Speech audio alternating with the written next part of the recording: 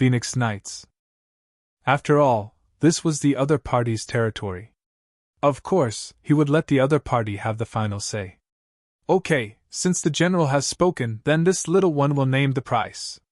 For a batch of good quality warhorses, we offer 120 taels. This is already the highest price in the market. As long as the warhorses arrive, we will pay the money. It's only a few 100,000 taels of silver. Our 5-star army doesn't have anything else, but we have a lot of money. Ha! Ding Shan was very confident. Borte and the other two also believed in this point. If the other party didn't prepare enough money, then what right did they have to talk about cooperation? Besides, if they didn't have enough money, then weren't they afraid that they would flip out? One must know that this was the Jurchen's territory. Moreover, their military strength was several times greater than the other parties. No one would take the initiative to provoke such a powerful existence. As for the price of 120 taels of silver for a horse, this was indeed very fair. In the market, ordinary horses were usually sold for around 30 taels of silver. War horses were usually sold for 100 to 120 taels of silver. Very few excellent horses could be sold for a sky-high price of 150 taels of silver. However, that was referring to the price of delivery. This time, the other party had taken the initiative to come to Narcissus town. Therefore, they only needed to hand over the goods to the other party. Just this alone would save them a lot of transportation costs and risks. From this point of view, 120 taels of silver was indeed tempting. However, in this world, who wouldn't want more money? Since this was a business that was delivered to his doorstep, and Ding Shan looked like he was determined to get it, Borte naturally had no reason to let it go easily. Therefore, even though his heart skipped a beat when he heard the price of 120 taels of silver for a warhorse, he did not show it on the surface. He shook his head and said, "The price is too low." Ding Shan had naturally thought deeply before offering 120 taels of silver for a horse. Yes, Zhang Mingji had indeed seen the price of one warhorse at 200 taels of silver. However, the other party had no intention of doing business with him. They were prepared to rob him. The facts proved this point. After finding Zhang Mingji's corpse in Hornhill Call, they did not find any large amount of money on him, or in the group. This time, Ding Shan really wanted to make a deal with him. However, the other party still thought that the price was too low. This was a bit insatiable. Ding Shan argued with reason. "General Borte, we are here to buy from you. You only need to send the warhorses out of Narcissus town and our deal will be considered complete. This will save you a lot of trouble." I said the price is too low. Borte had no intention of reasoning with Ding Shan. He still held on to his previous idea and repeated it. Ding Shan really wanted to leave in a huff. He could see Borte's greed. However, when he remembered that the 6th young master was waiting for his news outside the town, he had to forcefully suppress the thought of leaving. He then looked at Borte and said, "General, how much do you think is appropriate?" 150 taels of silver for one. We can guarantee the quality of the warhorses. If you don't like any of them, you can return them to us," Borte said proudly, as if the warhorses of the Nuzin were the best. This warhorse was equivalent to an extra 30 taels of silver. In this way, if they bought 4 warhorses, they would lose 1 warhorse. It was a bit of a loss. However, before coming here, the 6th young master had said that as long as the warhorses were of good quality, it did not matter if they had to pay a little more. What the mercenaries lacked now was warhorses. They could not afford to delay important matters because of a little money. Thinking of this, Ding Shan finally gritted his teeth and agreed. "All right, since that is the case, I agree to this price. However, I do not know how many warhorses the general can sell so that I can go back and prepare the money." Ding Shan actually agreed? He thought that in the face of such an exorbitant demand, the other party would definitely hesitate. Even if he got up and left now, it would be normal for him to come back a few days later. Even if he had to settle it today, he would have raised the price.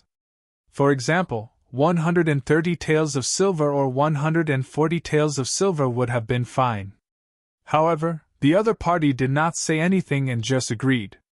This was indeed out of Borte and the other two's expectations. However, at the same time, they were overjoyed. If one warhorse could be sold for an extra 30 taels of silver, they would be able to make a lot more money. With this money, wouldn't they be able to compete with the Mongol army on the issue of new recruits? Haha, good. Company Commander Ding is indeed a straightforward person. Since that is the case, this general will also be a little more generous. I will sell you 1,000 warhorses for 150 taels of silver each. Borte laughed loudly, as if he was afraid that Ding Shan would go back on his words. He quickly settled the matter. 1,000 warhorses, this number was not low. Perhaps the Nuzin might have some extra, but the quality was good. It was not easy to get so many warhorses. This was also what made Ding Shan satisfied. Alright, the total is 150,000 taels of silver. I will bring the money to trade in 2 days. Alright, 2 days it is. Borte also agreed to this decision. Then, both sides looked at each other and laughed. After the business was finished, Borte originally wanted to ask Ding Shan to stay for a meal, but the other party said that he had something else to do and refused. After leaving the Nuzin's camp, he went to the Mongol camp. Very quickly, he also finished the business of 1,000 warhorses. The only difference was that the other party accepted the price of 120 taels of silver each. Ding Shan's actions naturally did not escape Borte's eyes. When he knew that this person had gone to the Mongol camp to do business, his expression became somewhat ugly. He originally thought that with this amount of money, he would be able to compete with the Mongol Bagan. However, the other party also sold 1,000 warhorses. Although the price was lower than his, it was impossible for him to increase the gap between them. This made him somewhat discouraged. However, at the same time, he was also interested in Ding Shan and the 5-star army. This team was really rich.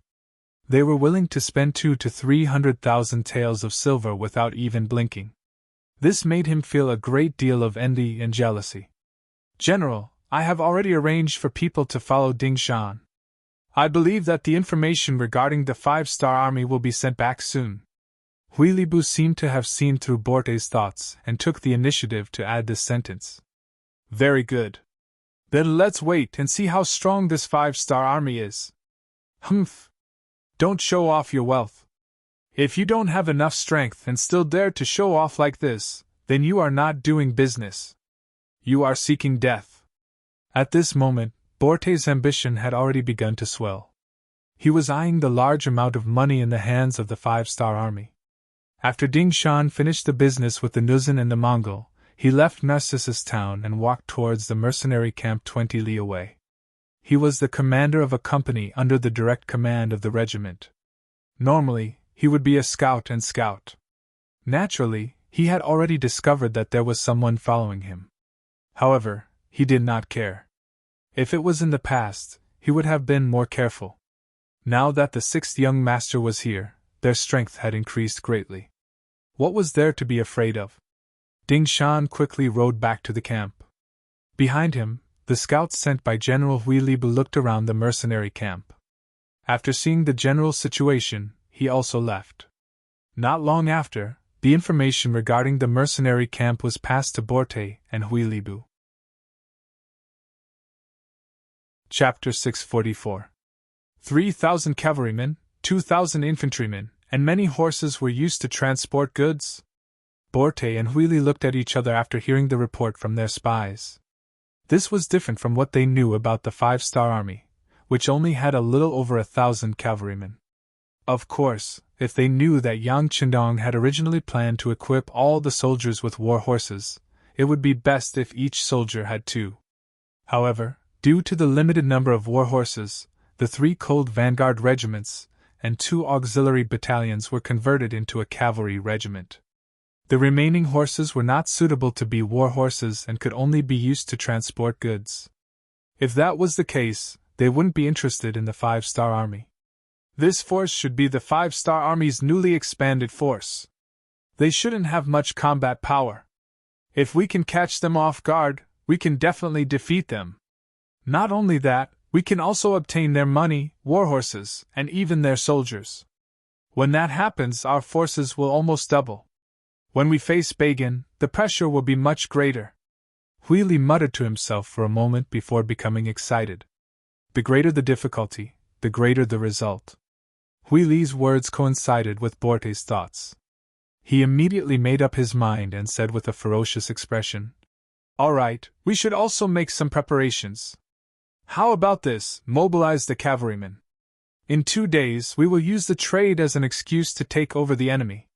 In the mercenary camp 20 miles away from Narcissus town, Ding Shan reported the details of his trip to Yangchendong and the other battalion commanders. When they heard that Borte had offered 150 silvers for a war horse, many of the officers were enraged.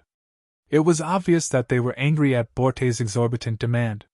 He was clearly treating them like fat sheep to be slaughtered. Yang Qindong didn't feel much about it. It was just an extra 30,000 silvers. He really didn't care about it. However, he had seen and remembered Qi Taiying's greed. Once he had the chance, he would definitely repay Qi Taiying for what he had done today.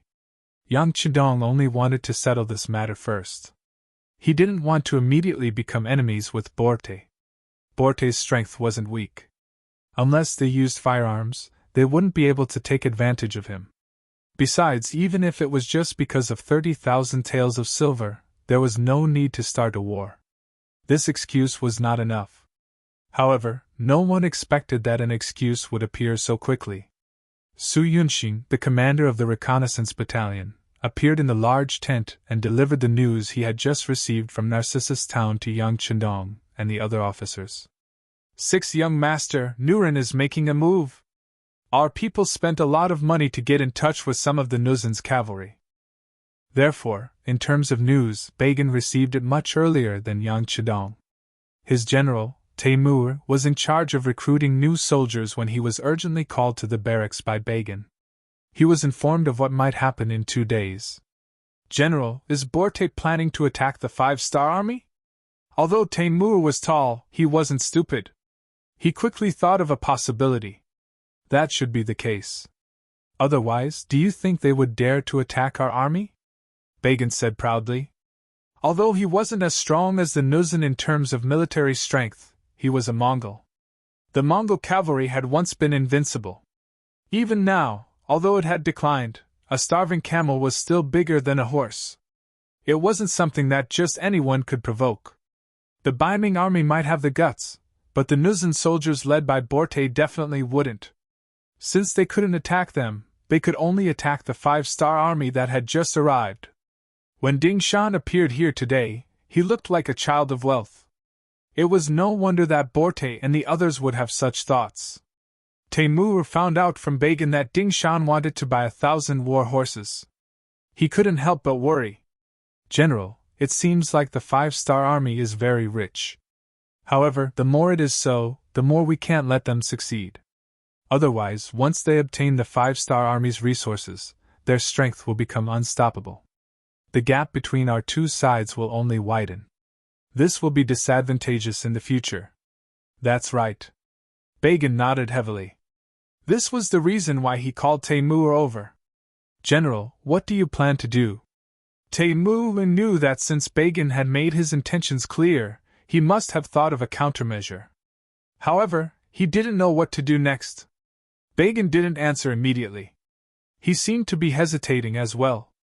After a few breaths, he said, "We have 3 options now. First, we take the initiative to look for Borte. Since there are benefits, we naturally can't let them take it all for themselves. We can work together to eliminate the 5-star army and share the benefits. Second, we can work together with the 5-star army and fight Borte together. This way, we can achieve our goal of severely injuring him. From then on, we will become the strongest force in Narcissus town. Third, we can secretly inform the 5-star army of Borte's intention to attack and wait until both sides are heavily injured before we suddenly attack and reap the benefits." There were 3 options to choose from. At this moment, Taimur was silent. He was considering the feasibility of the 3 options in his mind. The first option didn't seem to make sense. They could obviously take all the benefits for themselves. Why would the Nuzan share the benefits with them? At least if it were them, they definitely wouldn't be willing to share the benefits with others. As for the second option, although it might severely injure the Nuzan, the benefits would be very limited. Without money, they wouldn't be able to expand. If Narcissus Town didn't have a strong force, it would only attract the attention of the Ming army. It might even cause them to send troops to deal with Narcissus Town. On the other hand, there was only the third option. If it went well, not only would they be able to get rid of Borte, but they would also be able to obtain enough money from the 5-star army to develop themselves. As long as they had money, they would be able to attract more people to join them. Once their force grew, it would be much more difficult for the Ming army to deal with them. This was the only way for them to develop and survive. The third option. Taimur made his decision after weighing the options in his mind. Very good. Bagan laughed and nodded. It was obvious that he was leaning towards the third option. Now that he had reached an agreement with Taimur, they could go and make preparations. They were like the mantis stalking the cicada, unaware of the oriole behind. Not long after the two generals reached an agreement, a Mongolian scout quietly left Narcissus Town and went to the mercenary camp 20 miles away. He passed on the news that Borte might deal with them in 2 days. In the tent, Tiger's Mane politely sent the Mongolian scout away. He then returned and stood beside Yang Chendong. Young master, you've guessed correctly.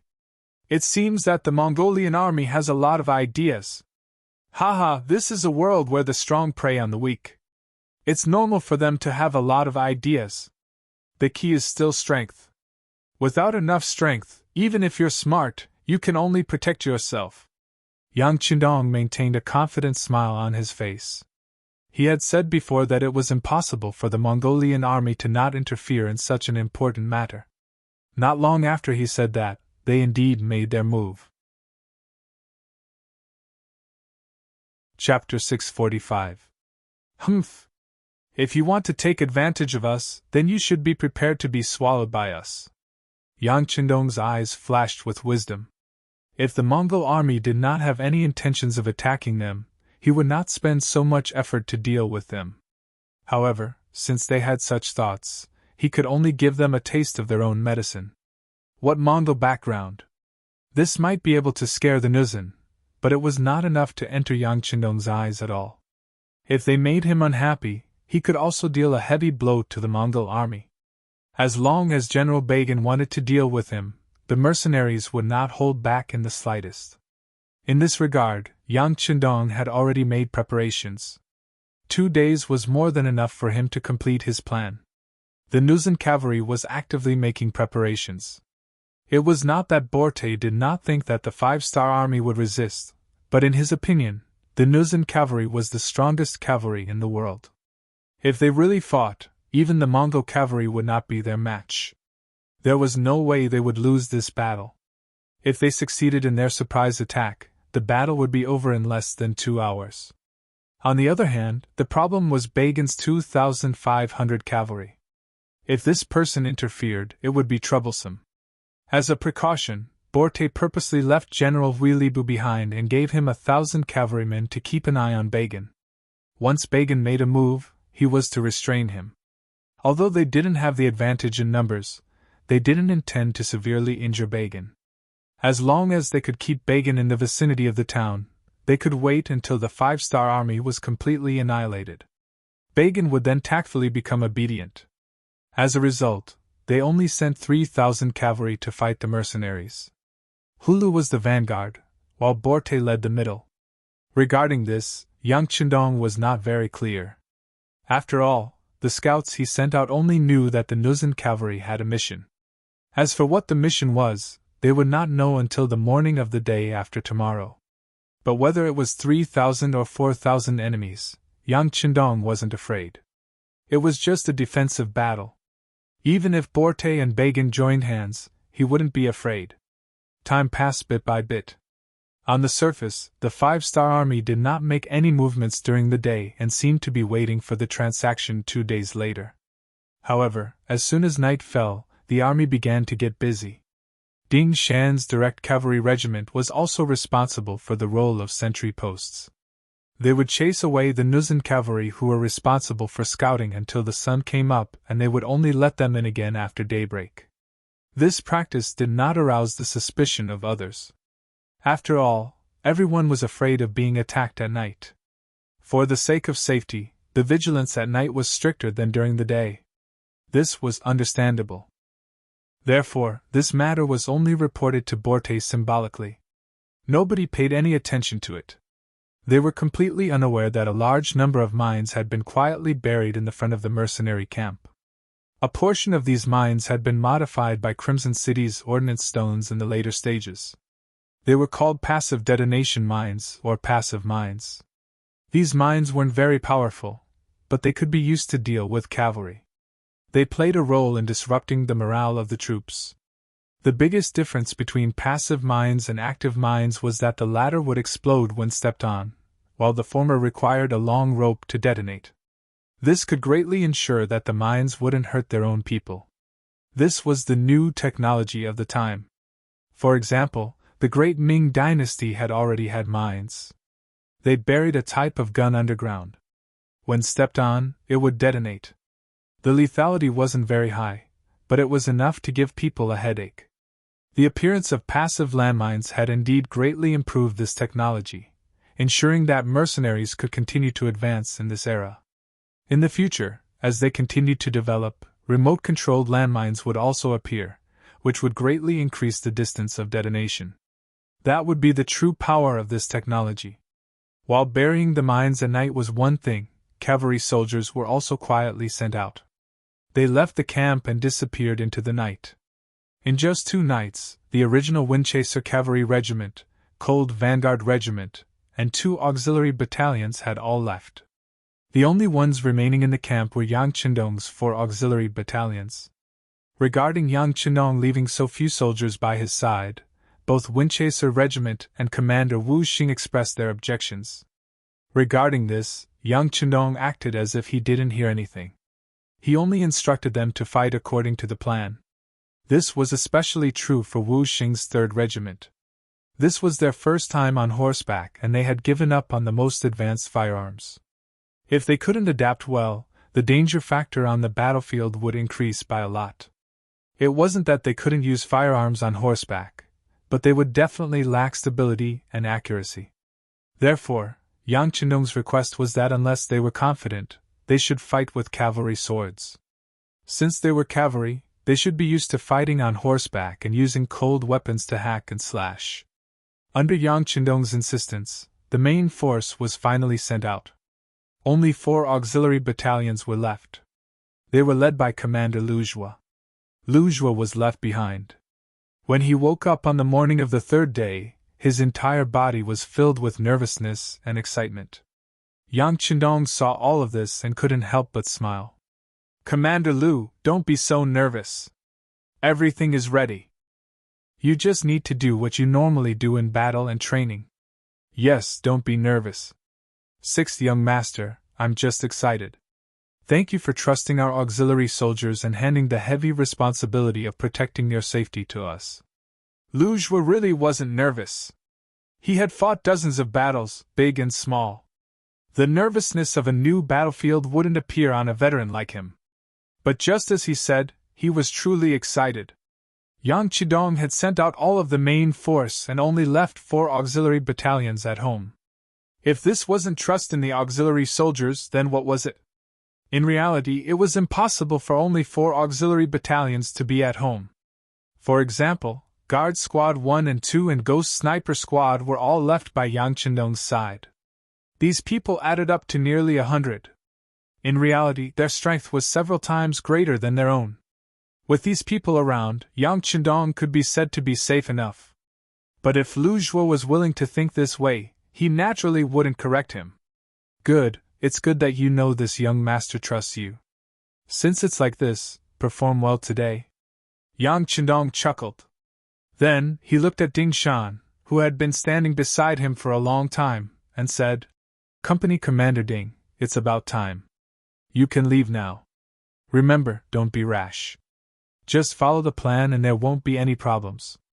Yes, sixth young master, I will remember. Ding Shan was a little nervous and nodded respectfully. This was the sixth young master. To be able to be remembered and stand beside him for a while was something to be proud of. Everything was ready, except for the east wind. This east wind referred to the arrival of the transaction time. After Ding Shan received the order, he led a company of his subordinates, and rode out of the camp with the 150,000 taels of silver, rushing towards the area 10 li ahead. At the same time, the Nuzan cavalry in Narcissus town also started to move. General Hulu was the vanguard, and Borte was the center of the army. They brought 3,000 cavalrymen out of the town. Only General Hulu was left behind to watch the Mongol cavalry's every move. Borte has left. Humph! How arrogant. He didn't even see an extra warhorse. It's obvious that he wants to make a move. Teimu brought a few soldiers and watched the Nuzan cavalry leave the town. Then, he returned to report to Bai Zhen. Very good. Looks like our guess was right.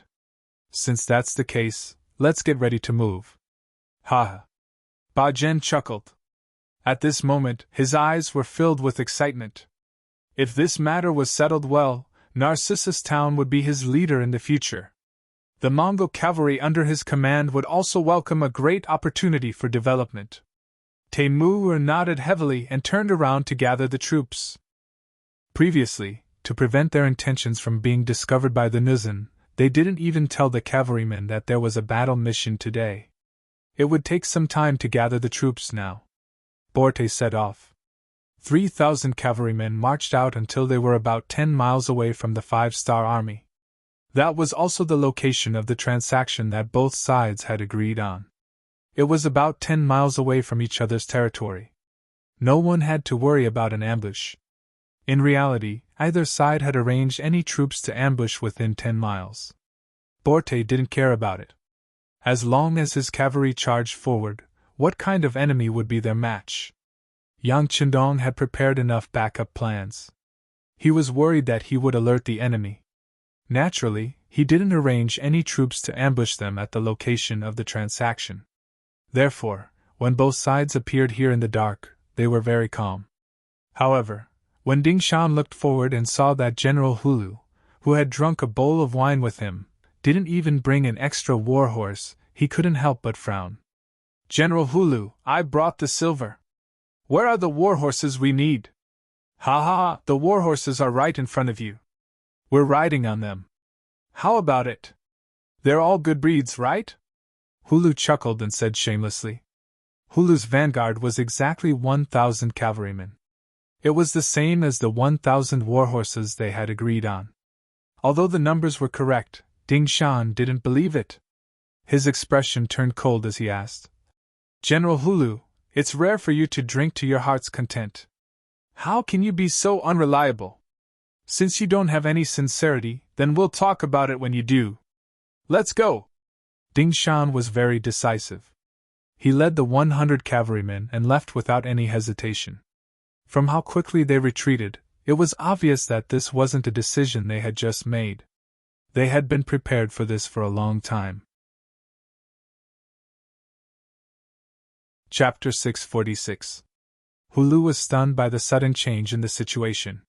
His mission was to stall Ding Shan and wait for General Borte to arrive with the main force. Then, they would attack together and chase after Ding Shan's troops. They would attack the 5-star army's camp in one fell swoop. But now, Ding Shan had escaped before General Borte arrived. This was not in line with the plan. General, what should we do? Should we chase or wait for General Borte? The deputy general beside him was also confused by the scene in front of him. He asked Hulu for instructions. Chase. Leave one person behind to inform the general. The rest of you follow me. Hulu, who was a straightforward person, decided not to wait any longer. Since there was a change in the plan, he would follow suit. Although 1,000 men was not enough, he was confident in the cavalry under his command. Even if the enemy was several times their number, they would still be able to fight and win. Leaving one person behind to inform the rear, Hulu led the 1,000 cavalry to chase after Ding Shan's 100 men.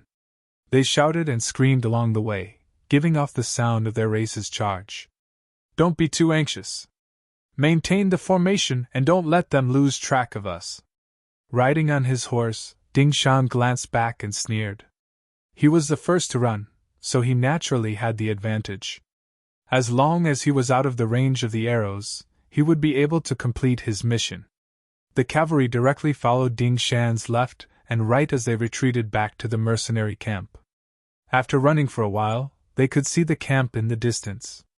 The 100 men immediately split into two groups, one on the left and one on the right. They gave up on the open space in the middle and returned to the camp. Far away from the camp, Yang Chidong and the 4 auxiliary battalions had been waiting for a long time. Behind them were the horses that were originally used for transportation. Now, all the goods on them had been unloaded. From afar, it looked like there were war horses everywhere. Young master, Commander Ding is back! Tiger's Mane pointed forward with a confident smile on his face. Hulu, who was in the middle of chasing, saw the prey in front of him split into two groups. He was stunned at first, but then a look of disdain appeared in his eyes. Humph! You want to split up my troops? I won't fall for your trick. Come on, let's charge together! Hulu didn't seem to be fooled. He continued to charge forward with his 1,000 men. As the war horses continued to advance, they were getting closer and closer to the mercenary camp. 3 miles, 2.5 miles, 2 miles. When they finally reached the distance of 2 miles, deafening roars suddenly rang out beside the charging Nuzan cavalrymen. Finally, a cavalryman stepped into the minefield and detonated the mines buried there. Boom, boom, boom. Boom, boom, boom. There was a sudden explosion in the midst of the cavalry. In an instant, countless cavalrymen were blasted off their horses. Those who were on top of the landmines were blasted into the air along with their horses. Even the aftermath of the landmines injured countless Nuzan cavalrymen, causing them to wail in pain as they fell off their horses. Damn it! They had only advanced about 100 meters, but they had already paid the price of nearly 100 riders. This made Hulu gnash his teeth in anger. Seeing that they were still some distance away from the mercenary camp, he had no choice but to give the order to stop moving forward and gather his troops in place. As soon as Hulu's vanguard stopped, the 2,000 cavalrymen led by Borte rushed over. Seeing the mess on the ground and the many injured cavalrymen, Borte rode forward and asked coldly with a frown, "What happened?" They cheated."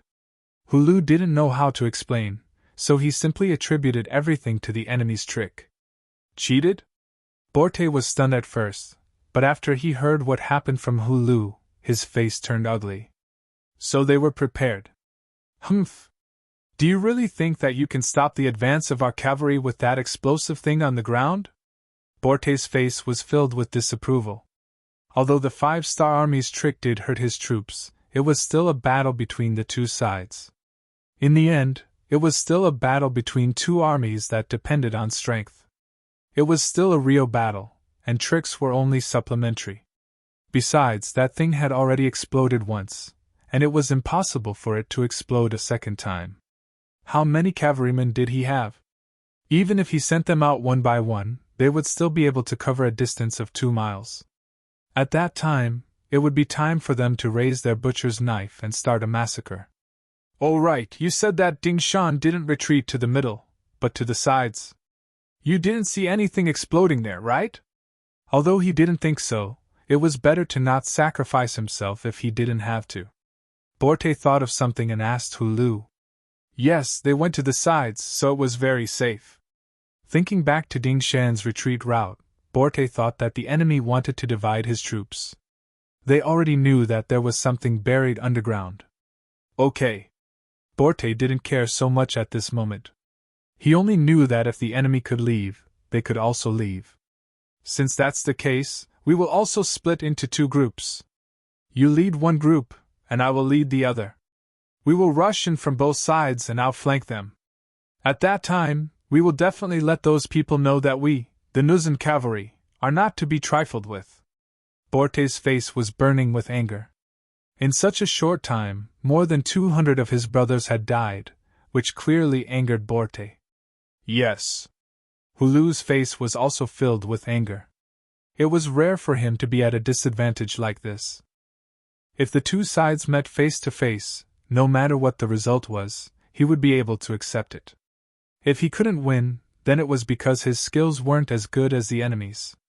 But to be able to succeed with a trick like this really made him feel bitter. The less than 3,000 cavalrymen began to split up. Borte went to the left, Hulu went to the right, and the two groups of cavalrymen began to advance from the sides, as if they were going to outflank the enemy. Young master, they are learning from Company Commander Ding. Tiger's Mane's eyesight was still very good. As soon as the other side made a move, he saw through it. At this moment, Yang Chendong was sitting on a bamboo chair.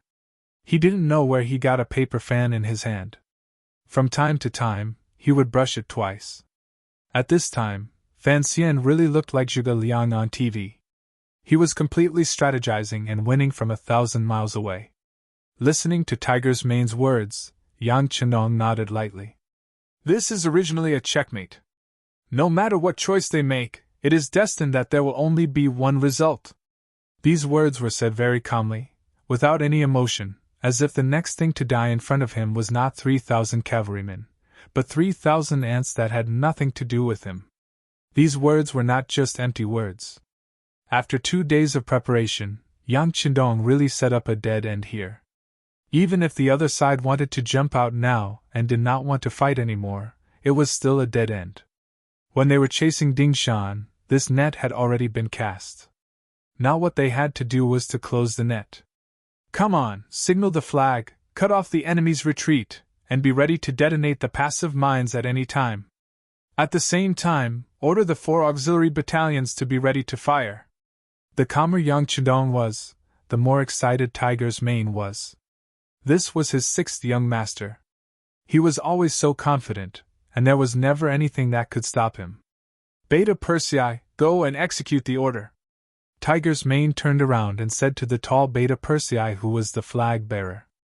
Okay. Beta Persei stood up straight and began to wave the 2 red and black flags in his hands, constantly making various movements. With a series of movements, the ground under their feet seemed to move. Tremble, tremble. It was as if the earth was roaring, or as if an earth dragon was born. An earthquake is coming.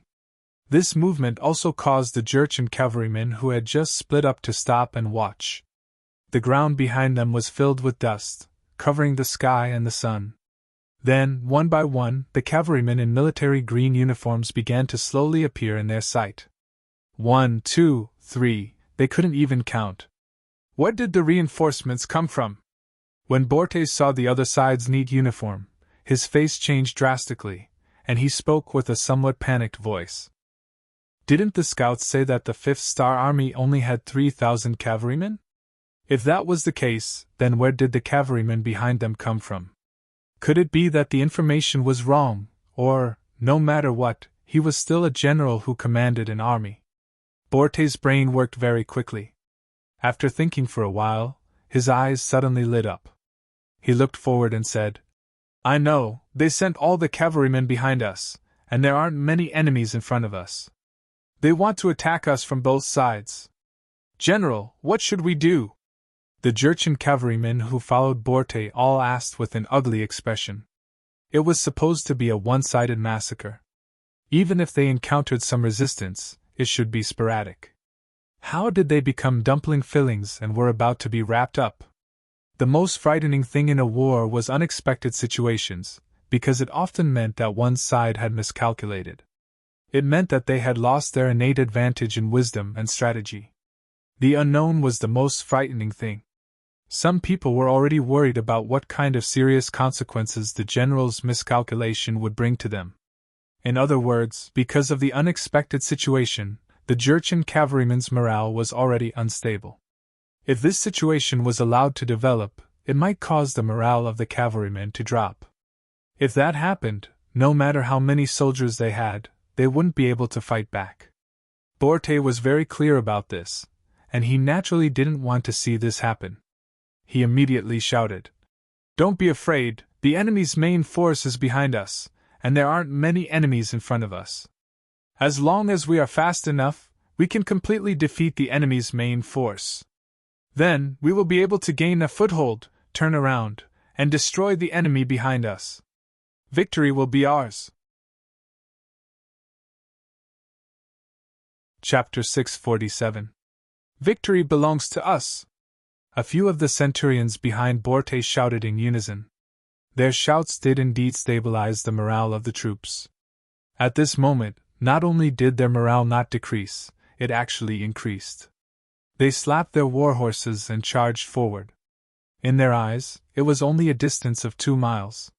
They could reach the enemy with a single charge. The choice of the Nuzan cavalry was equivalent to announcing that they had given up all paths of retreat. There was only one way, and that was to charge, and charge again. This choice naturally disappointed the cavalry division, the 3rd Regiment of the Cold Vanguard, and the 2 auxiliary cavalry battalions. This also meant that they had no chance of fighting a tough battle. This was especially so for the cavalry division led by Winchester. They wanted to perform well and fight the legendary Nuzan cavalry head-on.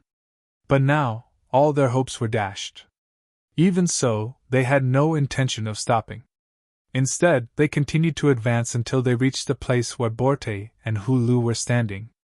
Then, they took up their positions. Close to 3,000 cavalrymen lined up in a row. Each of them held a bow and arrow in their hands. They were ready to shoot, not allowing the enemy to retreat to their front. The cavalrymen no longer felt any pressure. At this moment, all the pressure was transferred to the battlefield. Loujois, the commander of the auxiliary troops, who had long been prepared, shouted out his orders. His 4 battalions of 1,600 auxiliary soldiers all held their Type 81 rifles in their hands and prepared to shoot at any moment.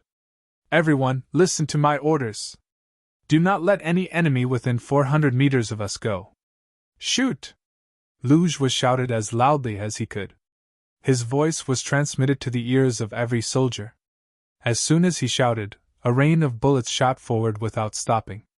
It didn't look like it was going to stop any time soon. The sound of gunfire was accompanied by an earth-shattering explosion. Under the leadership of Dao Xiao, the 2nd Guard Division began to pull on the long ropes in their hands, triggering the passive mines buried on both sides of the ground.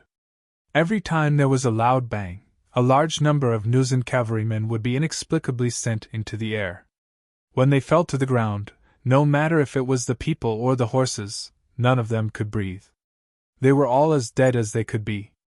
Explosions and gunshots rang out, smashing into the advancing Nuzan cavalrymen like a club. This naturally caused the rhythm of the attack to come to a halt. Fortunately, these cavalrymen's equestrian skills were not bad. They did not collide with each other in this chaotic situation and cause secondary injuries. The Nuzan cavalrymen were all frightened by this scene.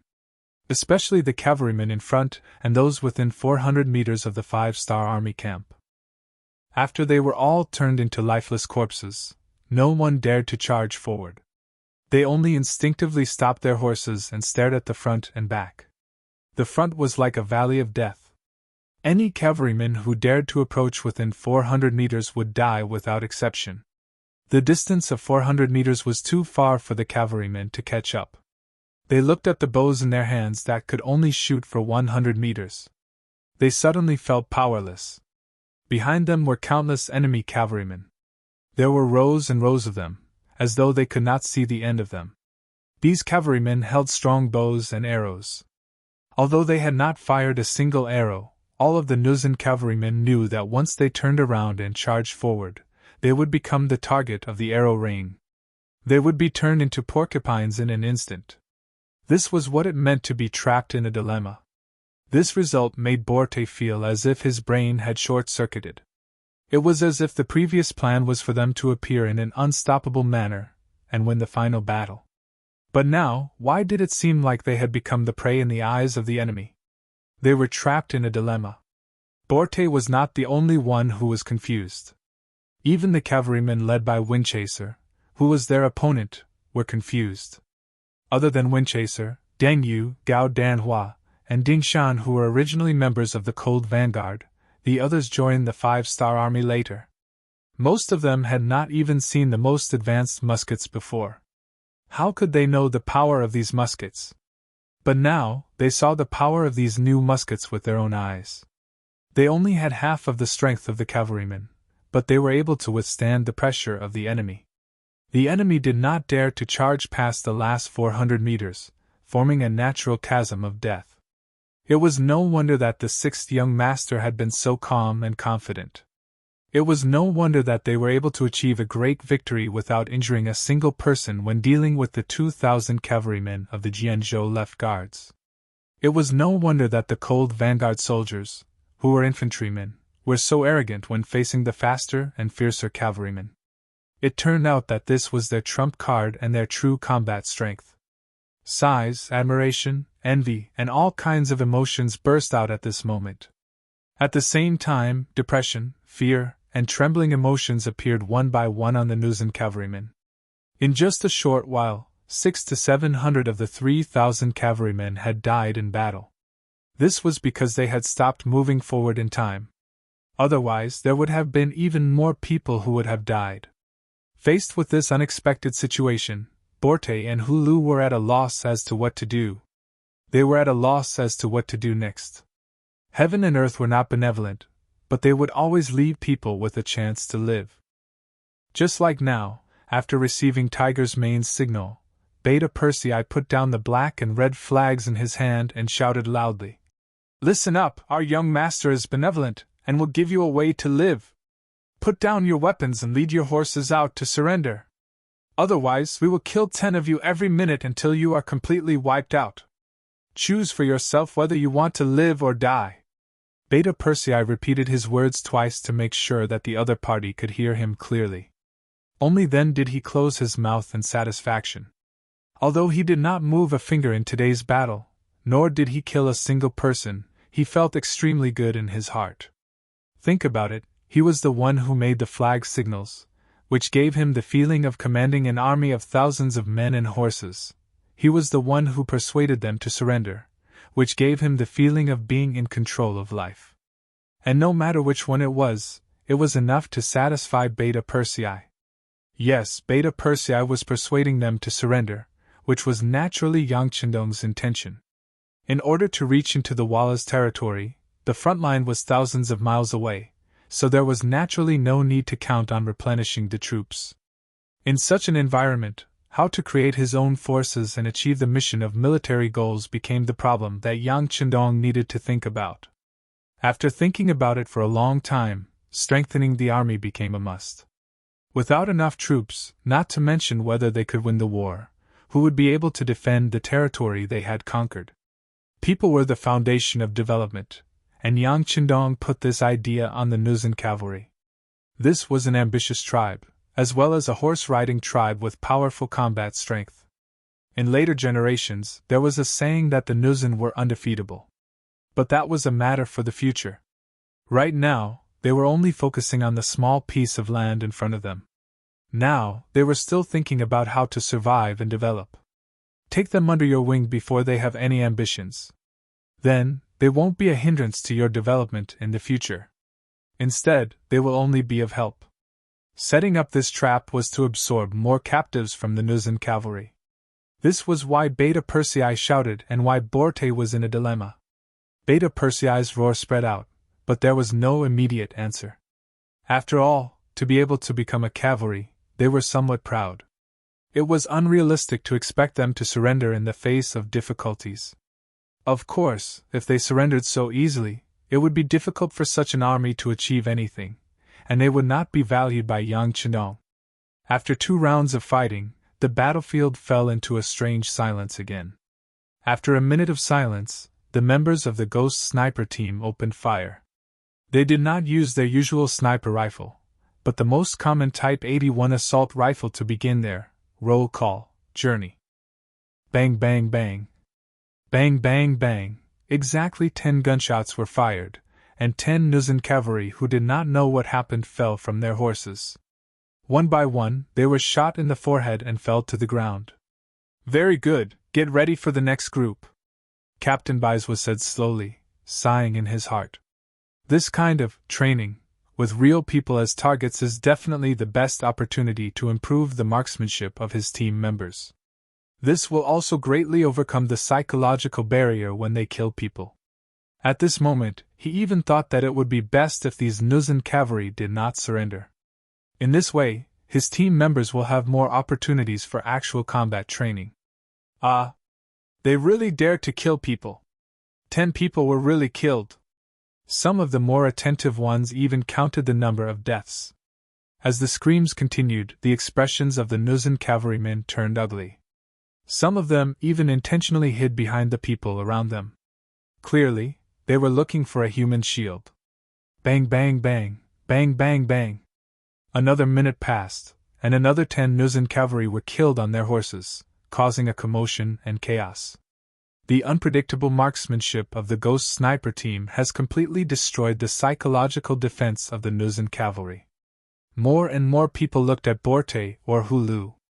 After seeing this kind of gaze many times, even the two generals couldn't help but feel scared. Especially Borte. Some of the cavalry near him have already pulled out their sabers and were eager to fight. It seems that if they do not surrender in the next breath, they will cut them down. Chapter 648. What do you want to do? Feeling the dangerous atmosphere around him, Borte asked with a lack of confidence. It's true that he's a general, but in the face of life and death, he doesn't think that this identity is useful. No one said a word. More and more cavalrymen got closer and closer. Perhaps they know their general well. He's the kind of person who won't bow his head easily. It may be difficult to persuade their general to surrender. Since that's the case, it's better to tie him up or kill him. That way, no one can stop them from surrendering, or they can choose a way to live. We surrender. While the atmosphere around Borte was tense, Hulu on the other side had already made the final decision. Unlike Borte, no one dared to make any threatening moves towards Hulu. They just focused their attention on him. Just from this point alone, Hulu's position in the hearts of the cavalrymen below must be higher. Even now, no one had any ideas about him, which could be seen from this. It was precisely because everyone trusted him and was willing to put their lives in his hands that Hulu decided to surrender in return for their sake. With Hulu's temperament, he would rather die than surrender. This can be seen from the fact that he just rode to the front of the cavalry and put his body under the muzzle of the Ghost Sniper team. It's just that when Yang Chendong saw his heavy armor, he recognized his identity and ordered the sniper team not to hurt him. On the other side, Borte kept hiding behind other soldiers, completely showing his cowardly side. Hulu announced his surrender, which made more people's eyes fall on Borte. Although there are many people in these cavalry who are not afraid of death, but knowing that they can't win and still continue to fight, that's not courage, but stupidity. Unable to bear the huge pressure, seeing that a new minute was up, Borte finally spat out the word, surrender, with difficulty. Hearing this, the Nuzan cavalry couldn't help but rejoice. In any case, they don't have to die, and no matter what kind of problem they will face next, is there anything more terrible than death? Since they all chose to surrender, the next thing was much easier. Everyone threw down their weapons and led their war horses forward. Every time a person came forward, there would be auxiliary soldiers who would tie them up with ropes. A total of 2,200 people had become captives on the battlefield. Commander Liu, I'll leave these captives to you. The rest will follow me into Narcissus town. Beta Persei, bring Borte and Hiru. The high-spirited Yang Chidong waved his hand. After a simple assembly, the mighty army rushed toward Narcissus town, which was 20 miles away. A tense standoff was going on in Narcissus town. The two sides were the 2,500 Mongol cavalry led by Ba Jian and Tai Mu, and the 1,000 Nuzan cavalry led by Hui Li Bu. This made Tai Mu and the cavalrymen beside him look dejected. However, since the general had spoken, no one dared to disobey. They could only put away their weapons with a wronged expression. He. After his subordinates put away their cavalry swords, Ba Jian turned to look at Hui Li Bu and said, General, what do you think of our sincerity? However, this time, we really have something to do outside the city. I hope you can make things easy for us. Hui Li Bu wasn't very satisfied with Ba Jian's tone of negotiation. However, When it came to leaving the town, his expression became very serious. General Ba Jin, it's not that I don't agree. This is General Borte's idea. You know our general's temper. If I dare to disobey, I'm afraid I will suffer a lot. General, please understand. Just wait here for a while. Actually, it won't be long before it ends. Hui Libu was full of confidence. His tone wasn't harsh, but the meaning he expressed was unwavering. Ba Zhen's brows furrowed together. With his current military strength, it was indeed possible for him to take care of Borte, but what if Borte returned with his army? Would he still be a match for him? Just because he wanted to earn some money, he would have to fight to the death with Borte. It didn't seem worth it. Most importantly, he wanted to see how much damage the five-star army could inflict on Borte with his warning. If the other party's strength was greatly reduced, then he would be able to take advantage of the situation. On the other hand, if the other party easily obtained victory, then it was best not to provoke them. Ba Zhen shrank back. In front of Hui Libu, he forced a smile and said, All right, then I'll wait for General Borte to return before leaving the town. Secretly, he was waiting for the results. Of course, only Ba Zhen knew why he was so weak. He was a Mongol, and he used the Mongol cavalry as a banner. However, in the eyes of the Mongol people, he was nothing. Even now, he hadn't contacted a real Mongol noble, someone who was willing to be his backer and speak for him. Others might think that he had a high-level Mongol background, but the truth was only he knew. Otherwise, he only needed to borrow 5,000 heavy cavalry from the Mongol cavalry, and dealing with Borte would be child's play. Ba Zhen stopped walking out of the town. Hui Libu had a smile on his face and didn't say anything.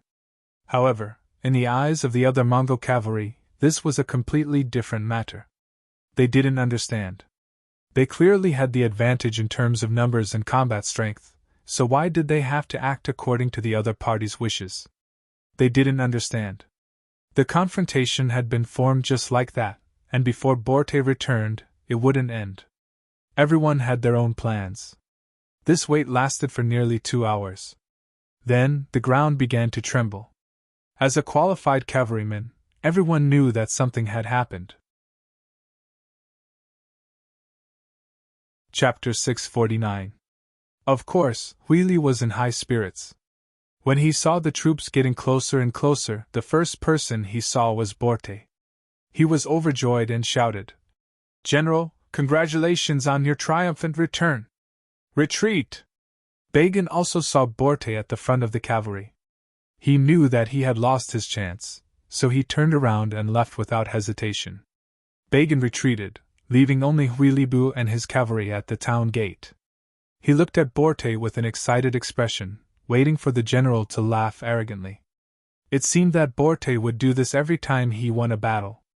Hui Libu knew Borte too well, that's why he was so hopeful. That's why he noticed something was wrong. In his eyes, Borte didn't laugh this time. Instead, he looked listless. If he observed carefully, he could even see the nervousness and fear on Borte's body. Something is wrong. Hui Libu was smart and observant. When he looked carefully, he noticed that the people beside Borte weren't his guards. They were people he didn't know. That's why he felt that something was wrong. Congratulations on your triumphant return! The other Nuzan cavalry didn't know about this. When they saw Borte return with a large number of cavalry behind him, they naturally thought that they won the battle. They cheered happily. Hui Libu chose to leave amidst the cheers. Although he didn't know why Borte acted strangely today, it was better for him to leave first for his own safety. If it was really a misunderstanding, he would appear in time. He believed that the general wouldn't blame him for this. Everyone was congratulating the general on his victory. No one noticed that Hui Libu had left quietly. When the cavalry arrived at the entrance of the town and surrounded the 1,000 cavalrymen, Borte asked, Where are you, Lili? Huh? At this moment, everyone realized that their general was nowhere to be found. Unable to find his way back, Borte turned around to look at Yang Chidong, who was riding on a white horse behind him. Don't worry about him. Tell the cavalry to put down their weapons and dismount. Yang Qindong didn't put a small Jurchen general in his eyes. What he was interested in was the 1,000 cavalrymen and 1,000 war horses. Yes. Borte hurriedly complied, then glanced at the 2 muskets that were secretly staring at him. He turned around and ordered according to Yang Qindong's instructions. Everyone listen up, dismount, put down your weapons and stand aside. Once the order was given, the 1,000 cavalrymen were stunned and didn't know what to do. It was understandable for the general to dismount. After all, it was a form of courtesy to dismount in front of his superior. But what the hell did he mean by putting down his weapons? What? Can't you hear my orders? Seeing that no one obeyed, Borte shouted angrily. He was really afraid. He was afraid that the muzzle of the gun behind him would suddenly erupt with flames. At such a close distance, he had absolutely no chance of survival. Now that the general was gone and Borte was so angry, although they were still somewhat puzzled, out of habit, the cavalrymen took the initiative to dismount and threw their sabers to the ground. Tie them all up. Seeing that everyone had put down their weapons, Yang Qindong finally didn't want to be behind the scenes. He stood up on his white dragon horse and gave the order. The auxiliary soldiers of the 2 cavalry battalions that surrounded them quickly moved into action, tying up these unarmed Nuzan cavalrymen with ropes.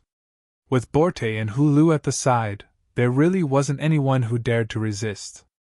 Of course, this had a lot to do with the promise that Yang Qindong made to them before. On the way here, Yang Qindong said that if the Nuzan cavalrymen were willing to surrender, he wouldn't kill them.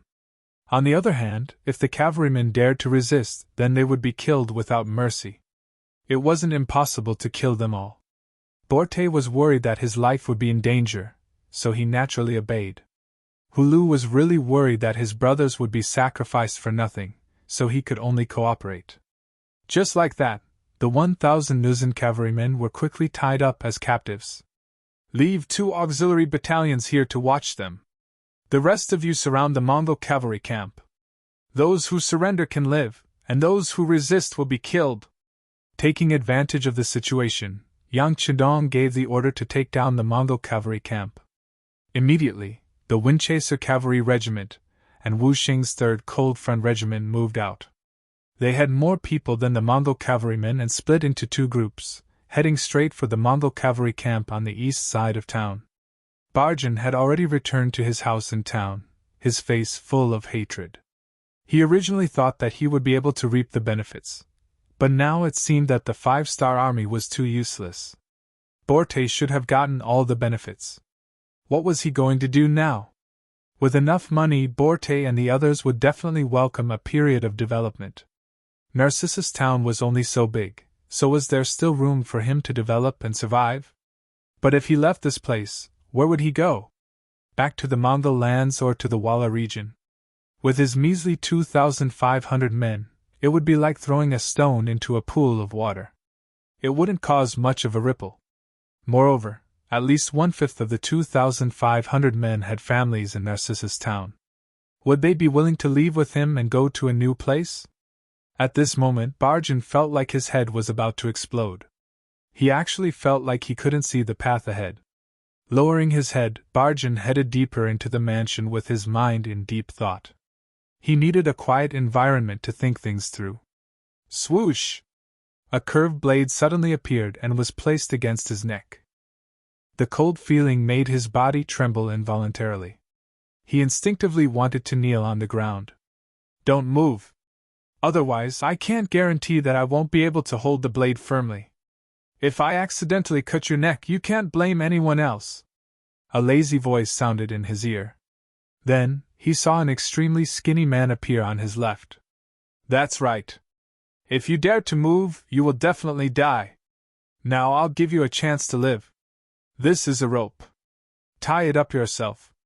Another voice sounded from his right. Contrary to his left, this person was extremely muscular. With just a glance, one could tell that he was at least 180 pounds. These 2 people were the members of the Wolf Fang Special Forces, Shou Ho and King Kong. Yesterday, the Wolf Fang Special Forces had been ordered to infiltrate Narcissus Town. Just now, They had used the opportunity when the Mongol cavalry was on the move to sneak into Barjan's house. They only needed to wait for the other party to turn around to take control. Shouho and King Kong's abilities were considered top-notch even in the special forces. Furthermore, they had already hidden and attacked suddenly. How could Barjan have the chance to resist? Looking at the rope that was thrown at his feet, he lowered his head to pick it up. He didn't want to die, so he followed the orders of others and tied his hands tightly. Just as Barjan was captured, another member of his team, General Taimur, also encountered the members of the Wolf Fang's special forces in his own house. The difference was that he had chosen to resist with all his might. At the entrance of the town, when the army had no choice but to retreat, Taimur was already full of anger. He couldn't understand why the general didn't allow him to fight. In his opinion, even if he was defeated or killed in the end, it would be better than being wrong. As he felt wronged and couldn't think straight, Taimur didn't return to the camp with the army. Instead, he returned to his house in the town. He had to think carefully about what was going on and whether he could continue to trust and follow Barjan. At this moment, the members of the special forces made their move. They used Silver Hand and Steel Leg to deal with him. Their sudden attack had indeed caught Taimur off guard. However, because the other party resisted with all his might, and because they had been ordered not to kill, the three of them actually got tangled up in a fight. There wasn't a clear winner immediately. "Sigh, you guys are really embarrassing. 2 against 1 and you still can't complete the mission." Another person had appeared on the roof. He was equally tall, and his arms were 1/5 longer than an ordinary person's. He was the violent ape of the Wolf Fang Special Forces. In order to ensure that the mission was completed smoothly, the captain, Tai Hu, had arranged for reinforcements in every team to prevent accidents from happening. The violent ape was the reinforcements arranged for Silver Hand and Steel Leg. They were actually being looked down upon. How could the two of them take this lying down? When they saw that Taimur was still resisting, they couldn't help but feel angry. After the two of them looked at each other, they decided to go all out. After all, the 6th young master's orders were not to kill or seriously injure anyone. Hence, it wouldn't be considered disobeying orders if they caused external injuries. Silver Hand and Steel Leg became serious. Their hands and legs cooperated very well. Taimur soon couldn't hold on any longer. He was good at horseback fighting. It wasn't easy for him to hold on until now when he was fighting on land and facing an expert.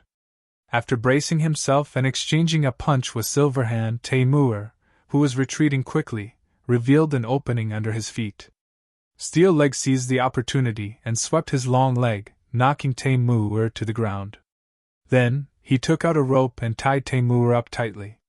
At this point, the two main generals of the Mongolian army were under control.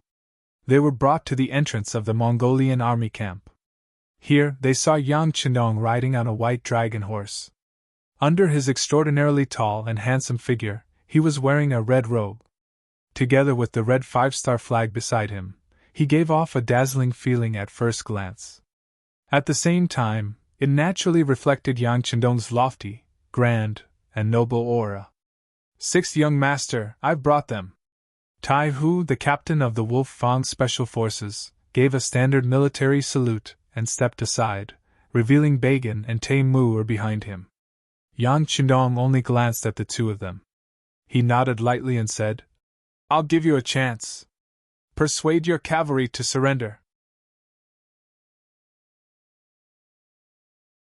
Chapter 650. He clearly needed their help, but now, he was saying that he was giving them a chance. How could the prideful Bagan and Taimur accept it? After all, they were generals of an army. "Why should I?" After guessing Yang Chendong's intention, Bagan did not think that he was useless even though he was a prisoner.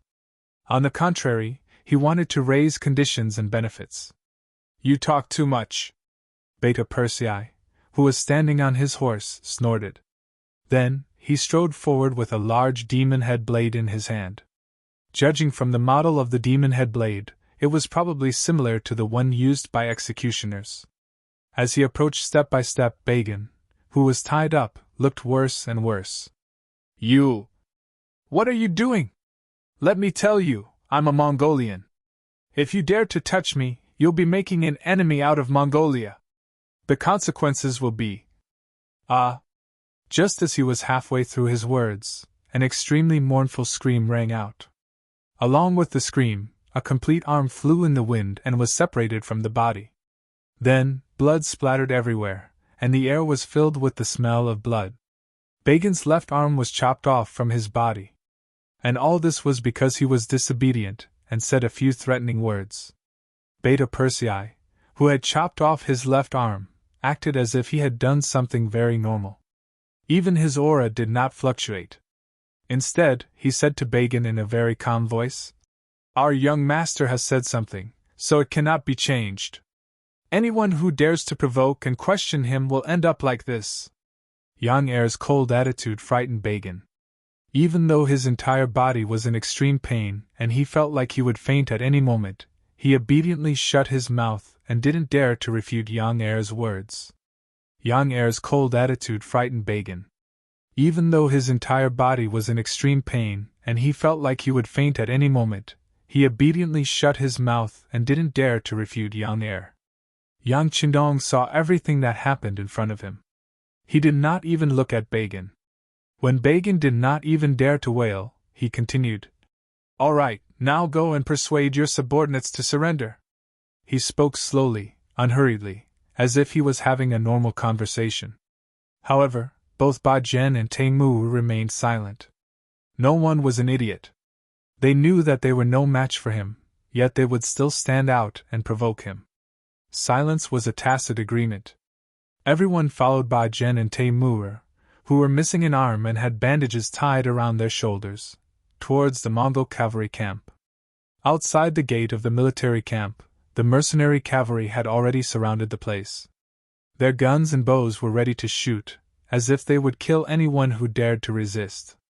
Within the military camp, the 2,500 Mongolian cavaliers also rode on their horses as if they were facing a great enemy. They held all sorts of weapons in their hands. They had just returned to the barracks. Many of them didn't even have time to take off their armor before the situation changed drastically. They were surrounded in the barracks. This would save them the time to put on their armor.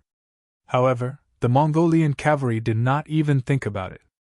Since the 5-star army could suddenly appear, they would have the time to launch a surprise attack on the camp. But he didn't do that. Could there be a reason? Of course, there was a reason. Yang Qindong wanted to make more Mongolian cavaliers work for him. If they were to charge around like this, who knew how many people would die? These cavaliers could become the elite cavalry of the 5-star army in the future. It was best not to kill them if possible. This was the reason why they only surrounded and did not attack. The funny thing was that these Mongolian cavaliers thought that they had the power to resist and gathered together. Fortunately, they were smart. At the very least, they were not stupid. They knew that they were surrounded and did not take the initiative to attack. If that was the case, even if Yang Qindong wanted to make them work for him, he would have to kill a bunch of them first as an example to others. Originally, both sides were still in a stalemate, and the situation was very tense. With the arrival of Ba Zhen and Tang Mu, the atmosphere became even more tense. This was especially so when some of the cavaliers saw that their general, Ba Zhen, had lost his left arm. Some of them could not help but curse. "They injured our general! Let him go! Let our general go! A bunch of cowards who only know how to launch sneak attacks. If you have the guts, fight me face to face. Let the general go and get out of Narcissus town." There were all kinds of shouts, but the strange thing was that there were not many people shouting. If one were to really count, there were only about 100 people. In a camp of more than 2,000 cavaliers, there were only about 100 people shouting. The others were just watching without making a sound. Was this not strange? Of course, it was strange. Yang Qindong was originally looking at the scene in front of him cautiously. He was thinking about how to get out of this situation. However, when he saw the scene in front of him, the corner of his mouth curled up and he smiled. No matter how others saw it, he finally understood that Ba Zhen, as a general, did not have the hearts of his men. This could be seen from the shouts. Why would Yang Chendong make such a statement? Because he put himself in Bai Zhen's shoes. If he was the one who was captured by the enemy, his men would definitely shout in unison. Even if he did not say that every one of them would shout, he was confident that 50 to 60% of them would shout. This was the hearts of his men. When a general had the hearts of his men, his every move would naturally attract the attention of the soldiers. If he was in any danger, everyone would do their best to help him. Even if they knew that they would be courting death, no one would back down. On the other hand, a general who did not have the hearts of his men could rely on his status to suppress others when nothing happened to him. However, if something happened to him, not only would no one save him, they would even want him to die. After having such thoughts in his heart, Yang Chendong did not act immediately. Instead, his gaze fell on Temur. He pointed at him and said, "Take him out and let him be in charge of persuading them to surrender." Beta Persei was in charge of this matter. He immediately nodded and stretched out his hand to pull Temur to his front. The man, who was about 80 to 70 kilograms, was lifted up like a little chick in his hands. He was then thrown out of the camp entrance. "Listen to the young master and persuade them to surrender. This will not only benefit you but also the soldiers." "General! General, are you all right? General, how are you feeling?" The moment Beta Persei's voice fell, the Mongolian soldiers in the camp began to shout. Just based on the volume of their voices, there were close to 1,000 people shouting. This was enough to prove Yang Chendong's previous deduction. It also proved that in the hearts of these Mongolian soldiers, Temur's position was much higher than Bagan's. These were the lovable soldiers. Don't think that they were just obedient machines. No one knew better than them who treated them well and who did not. They had a scale to weigh them. When the soldiers shouted, Temur, who was tied up, furrowed his brows. Then, he slowly shifted his gaze and looked at the 5-star army soldiers surrounding them. He looked at them for a long time. Then, he let out a long sigh and looked very dejected. Temur was indeed much better to his soldiers than Bagan. The latter treated these people as chess pieces in his hand while he treated them as his brothers. It was because he treated these people as his brothers that he carefully observed them. This led to the conclusion that the encirclement was very tight. At the very least, with his eyesight he did not see any obvious gaps. If he really tried to force his way through, he was afraid that he would suffer great losses. The idea of forcefully breaking out of the encirclement was denied. Considering that the 5-star army was able to appear here without anyone asking, the Nuzan cavalry must have been wiped out. The cavalry that entered the town should be the 5-star army. An army that could defeat the Nuzan cavalry, there was no need to think about how strong they were. With such a strong army in front of them, it seemed that there was no other choice but to surrender. In just a short moment, Temur's mind was filled with many thoughts. Then, as if he had made a decision, he suddenly turned around to look at Yang Chendong, who was riding on the white dragon horse behind him, and asked, "Sixth young master, right?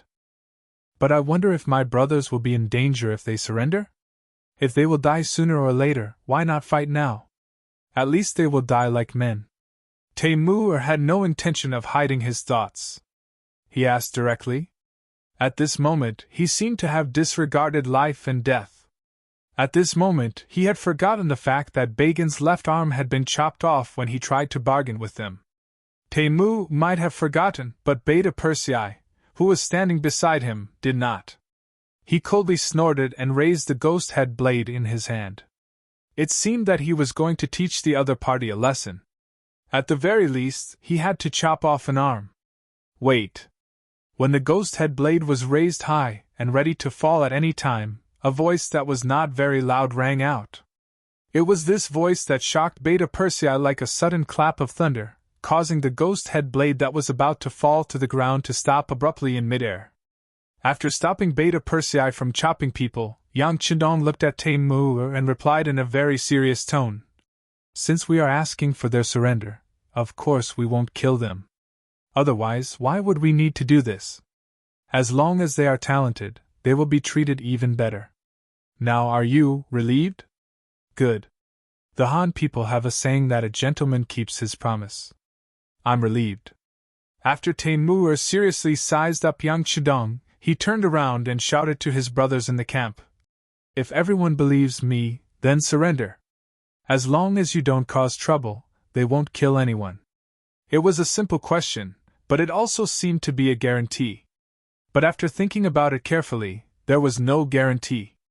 However, even though it was that simple, when this voice traveled into the military camp, many of the Mongolian cavalrymen first looked at each other. After a moment of hesitation, some of them threw the sabers in their hands to the ground and leaped onto their horses, leading them to the exit of the military camp. Chapter 651. After the first person surrendered, the second and third quickly followed. Following that, batches of Mongolian cavalrymen threw down their weapons and dismounted from their horses to surrender. After all, it was a team of more than 2,000 people. Even if they came out one by one to surrender, it would still take some time. After more than 2 hours, the surrender ceremony finally came to an end. At that moment, there were still about 100 men on horseback in the military camp. They were still standing there, and did not seem to be moved by Taimur's words. More than 2,300 men had already surrendered. This was enough to prove Taimur's position in the eyes of these cavalrymen. It made Yang Chidong see him in a new light. He was very satisfied with this number. As for the remaining 100 men, based on his perverted memory, most of them were the cavalrymen who had supported Bagan earlier. He did not know what they were thinking, but they did not surrender immediately. However, that was not important. Only by doing things one step at a time could one achieve success. Similarly, when dealing with soldiers, one had to use both the carrot and the stick to better control the hearts of the soldiers. Now, it seemed like it was time for them to show their strong and domineering side. First and second guards, get ready. Raise your guns and fire! He was still riding on the white dragon horse. When the breeze blew, his red robe fluttered gently. Following that was Yang Chindong's calm and normal voice. The two captains, Chiu Vi and Dao Xiao, tensed up the moment they were called by Yang Chindong. When they heard the order to raise their guns, their bodies could not help but cooperate. As they typed, their guns shot out beams of light and flames. Pa-pa-pa. Pa-pa-pa. Before many people were ready and did not know what was going on, gunshots rang out. What entered their eyes was the scene of the Mongolian cavalrymen in the military camp falling from their horses with blood splattered all over their bodies. In the eyes of the 60 guards, there were only a little over 100 men. It did not even reach the number of enemies in one wave. When they finished off the enemy, some of the guards who were slow to react only fired one shot. They did not even have the chance to fire a second shot before everything was over.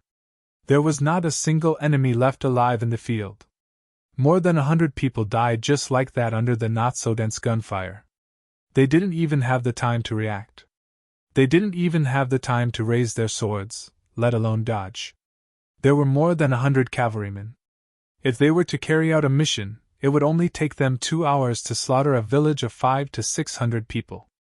But now, from the beginning to the end, all of them had died in the blink of an eye. This result shocked everyone. Not only were the 2,000 Mongol cavalrymen who had just surrendered, but there were also the 3,000 Nuzan cavalrymen and 1,000 wind-chasing group cavalrymen who were watching from the side. Even though some of them had seen the power of firearms before, what happened this time still refreshed their understanding of firearms and their respect for them from the bottom of their hearts. As a result, when some people looked at Yang Chidong, who was wearing a golden cloak, their expressions became much more solemn. They couldn't tell if it was fear, terror, respect, or worship. With the death of more than 100 people, the work of recruiting the surrendered cavalrymen was over. The next step was to count the number of people and resources. These were naturally done by professionals. Yang Chidong took advantage of this time to turn around and walk around Narcissus town. It was only a morning. To normal people, it was only a few hours, but to the people of Narcissus town, it was an earth-shattering change. This was because the 2 cavalrymen that were stationed here had fallen, and were replaced by an army called the Five-Star Army. No one would be able to avoid panic if they were suddenly led and ruled by a different person. Some cautious merchants stopped setting up their stalls and turned around to enter their houses. They locked their doors from the inside out as if doing so would make them safer. The number of people on the streets suddenly decreased by a lot. At least 70% of the merchants in the market were gone. Only a few brave ones or those who were forced to make a living were still there. It was impossible to say that they weren't afraid, but what was the use of being afraid? Was it a blessing or a curse? Yang Qinong naturally noticed the changes on the streets, but he didn't say anything. On the other hand, Tiger's Mane, who was following beside him, said anxiously, "Young master, I'll get the soldiers to call the people out to welcome the young master." In Tiger's Mane's heart, Yang Qinong was heaven and earth. When heaven and earth appeared, naturally, the people would line the streets to welcome it. What was going on now that they were all hiding and disturbing the young master's elegance? Could these people bear the consequences? After following him for so long, how could Tiger's Mane's thoughts escape Yang Qinong's eyes? He smiled and shook his head. "There's no need for that. The people don't come out because they don't understand us. Once they know our policies, they'll come out on their own. For now, let's go to the market and see if there's anything new." With a face full of confidence, Yang Qinong stopped Tiger's Mane from using military means to call for people. He walked casually and headed towards the market in the town. In an environment where the Ming army was everywhere, there was an independent town that didn't obey the rules and had a population of more than 50,000. All of this attracted Yang Qinong's attention. He wanted to see what was the reason for this. Yang Qinong's group didn't move quickly, but they still arrived at the market after a quarter of an hour. Although it was called a market, it was actually the center of the town, a crossroad. Because the location here was very good, it was not far from any place in the town. Slowly, a certain flow of people formed here. Slowly, the embryonic form of a market was formed, and it became the most prosperous place in the town. Not knowing what the Five-Star Army was going to do next, many merchants fled back to their houses in fear. If it wasn't for the fact that the roads leading to the outside of the town were blocked, who knows how many people would have fled with their families. But after all, it was a town with a population of 50,000. It could be called a small city anywhere. With such a large population, even if 70% of the merchants had left, this place was still very lively compared to other places. When Yang Qinong and his group appeared here, they naturally attracted everyone's attention. And when he looked back, those people turned their heads away one after another, as if they had never seen him before. The people were just curious and didn't have any intention to target him. Tiger's Mane and Beta Persei naturally couldn't blame them. In addition, the young master seemed to be very curious about this place. He had already walked to a stall and chatted with the merchant there, so they didn't dare to disturb him. The stall that Yang Qinong walked to was specialized in selling war horse pedals. There were 2 of them on the table, and one of them was somewhat damaged. The traces of repair were very obvious. The stall owner was a dark-skinned middle-aged man in his 30s. When he saw Yang Qinong walking towards him, it was obvious that his body trembled, but he quickly calmed down.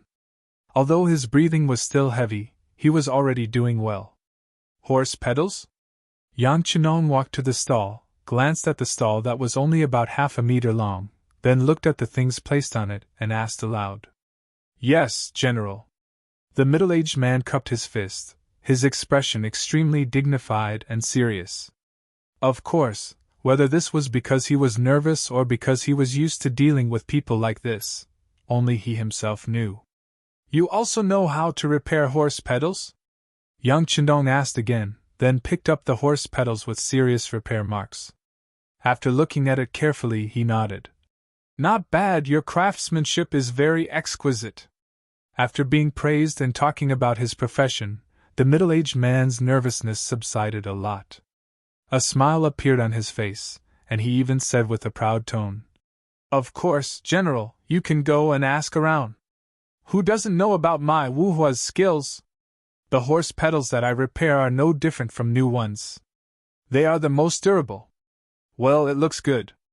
Yang Qinong's interest was piqued. He casually sat down on a wooden stool in front of the stall. Then, he fished out a pack of cigarettes with the word, War God, written on it from his bosom. He took out 2 cigarettes, one in his mouth, and the other in front of Wu Hua. Cigarettes were manufactured by Yang Chendong during the New Year in Crimson City. Earlier, he arranged for people to plant a certain amount of tobacco on the land in Qian City, then took out the finished products from the warehouse and provided some methods to make cigarettes. In the end, the first batch of artificial cigarettes was produced. Although the quality was not as good as the machine-made cigarettes in the future, the taste was not bad. In the previous life, Yang Dong would play any role in order to complete all kinds of missions. Smoking was a common occurrence, but he was not addicted to it. Later on, when he entered the logistics line due to injury, he picked up this habit again.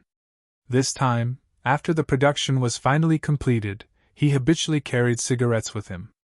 Although he would not always take them out to smoke, occasionally when he was thinking about something, it still felt good to take one out. Of course, at this time, cigarettes had become another weapon produced by Qian City.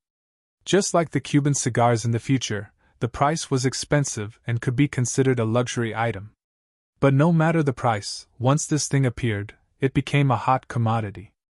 As more and more people smoked it, they felt that it was very good and trustworthy.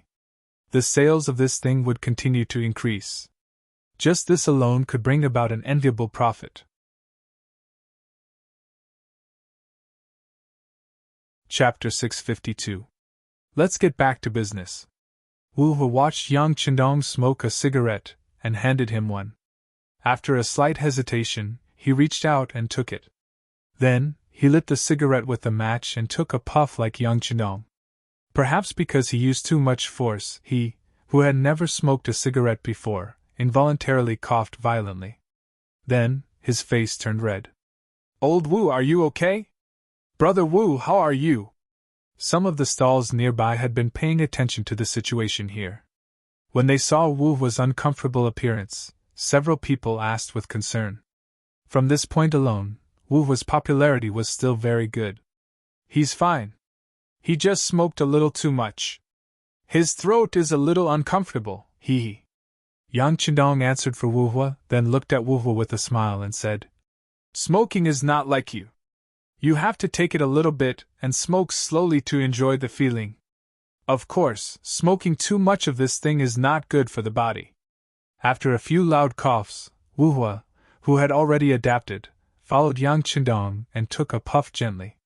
Then, he closed his mouth and exhaled 2 puffs of smoke from his nose. He laughed. "Well, this thing is good. It's a bit strong and interesting. It's something that belongs to men. Ha!" Listening to Wu Hua's evaluation, Yang Chendong laughed. Cigarettes were just one of the means he came up with to make money. In the future, he would also have a cigarette monopoly. Just this alone, he was afraid that the annual profit would not be small. As for whether it was something that belonged to men, he really did not think about it. After all, many women in the future would smoke. Although the proportion was not high, at least it proved that it should not be used by men. With cigarettes as a bridge, Wu Hua wasn't as restrained in front of Yang Chendong as before.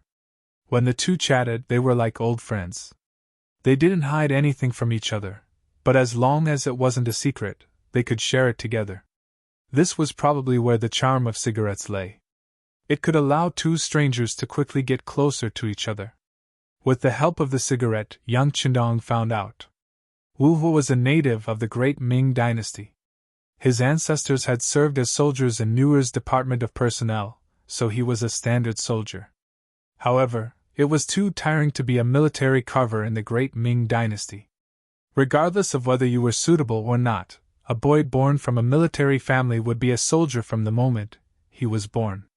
Unless the girl had outstanding looks, she would most likely be married into a military family. It was as if he was unwilling to accept this fate. After scheming for a long time, Wu Hua's father escaped from the city guard institution and came to Narcissus town. He gave birth to Wu Hua there, and the old man was no longer alive. Wu Hua was already 32 years old and had gotten used to the life here. "Oh? Did Water Immortal Town exist more than 30 years ago? Yang Chendong asked with interest. Yes, it was here more than 30 years ago, but it wasn't called a town back then. It was called Narcissus Village. Because it was close to the Songhua River, people could make a living by fishing in the summer. There were also many large forests nearby, so they could mainly hunt in the winter. As long as people weren't lazy, they could survive. More and more people came here. With a cigarette, Wu seemed to have become a chatterbox. He would answer whatever Yang Chendong asked. He was also very talkative and said things that Yang Chendong didn't have the time to ask, but he wanted to know more. For example, Yang Chendong understood the drawbacks of being a soldier. Regardless of whether you were willing or not, your birth represented everything. Wu Hua's father was born with a passion for blacksmithing, but he didn't become a craftsman. Instead, he became a soldier. As a result, Wu Hua inherited this trait of his father's and started working as a mechanic. For example, the various city guard institutions in Nu's city guard institution were already being paid without paying. In fact, some of the city guard institutions didn't have that many soldiers. In order to get more money from the imperial court, the generals deliberately came up with this method.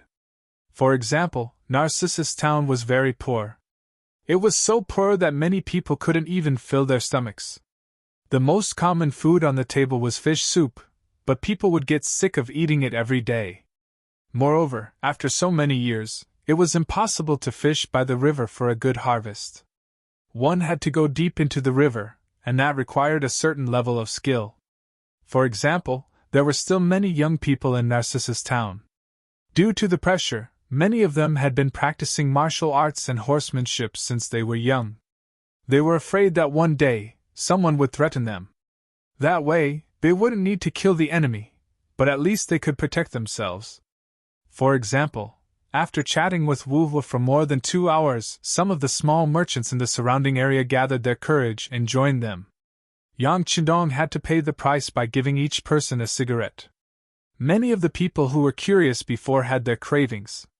From these people, Narcissus Town became more three-dimensional.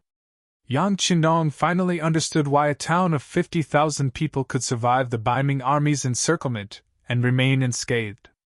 There was only one reason: they were too poor. They were so poor that even the Ming army wouldn't come here to harvest grain. They were so poor that most of the young men who were born here couldn't find wives from other places. They were so poor that they would work for others as long as they were given some money. They were so poor that there were benefits to being poor. At least, that was how Yang Chendong saw it in his heart. Because he was poor, it was easier and more convenient to persuade some useful people to work for him. Because he was poor, he only needed to pay a small price to do a lot of things. He also asked Wu Hua about the opinions of the townspeople towards the Nuzan cavalry and the Mongol cavalry. Wu Hua was in charge of speaking, and the others added on. They talked about the two cavalry units. Regardless of whether it was the Nuzan cavalry or the Mongol cavalry, they weren't really made up of Nuzan and Mongol people. Many of them were originally from Narcissus Town. Because of that, they rarely bullied the townspeople because they wouldn't be supported by the cavalry.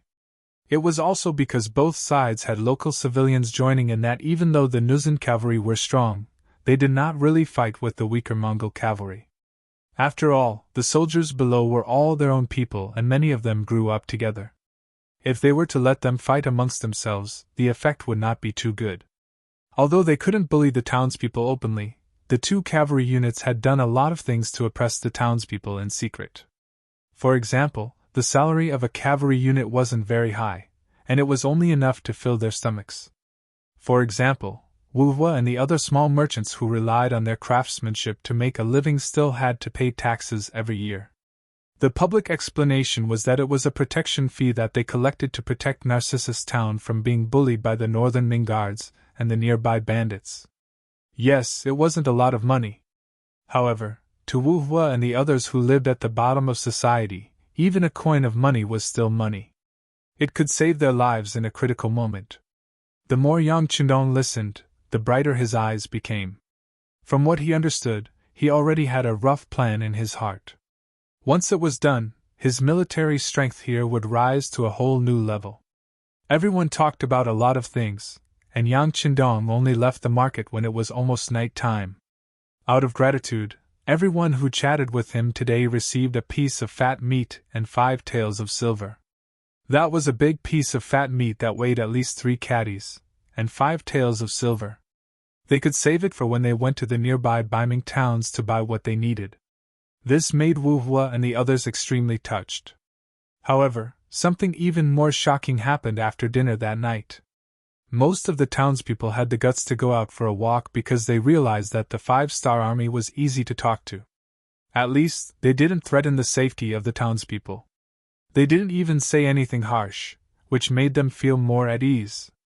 It was the 5-star army that was in charge of patrolling the streets that night.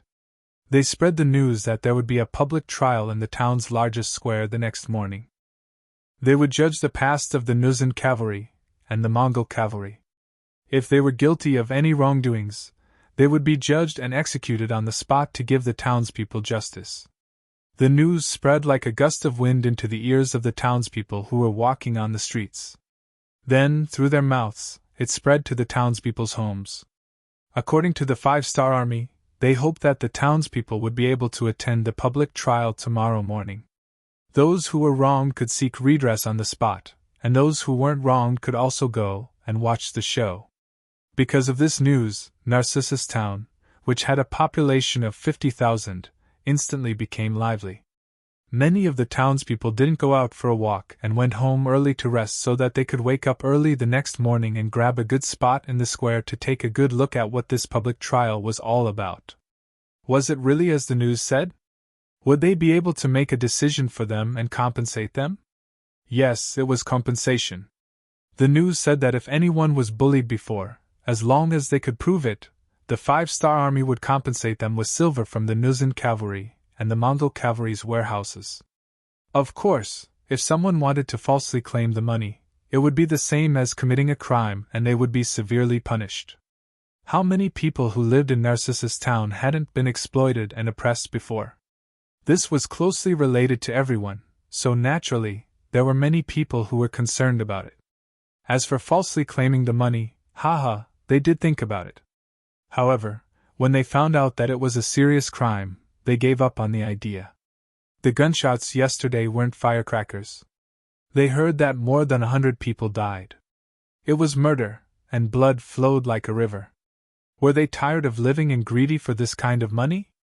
Under all kinds of thoughts, the sun slowly rose, and a new day had arrived. In the morning, many of the townspeople didn't even eat breakfast. They brought their things to the square and found a good spot to wait. The time was set at 9 in the morning. But in fact, before 8 o'clock, more than 30,000 people had gathered in the square. In this way, except for the elderly and the young children, more than 80% of the people with independent ability had come out. This could already achieve a great influence.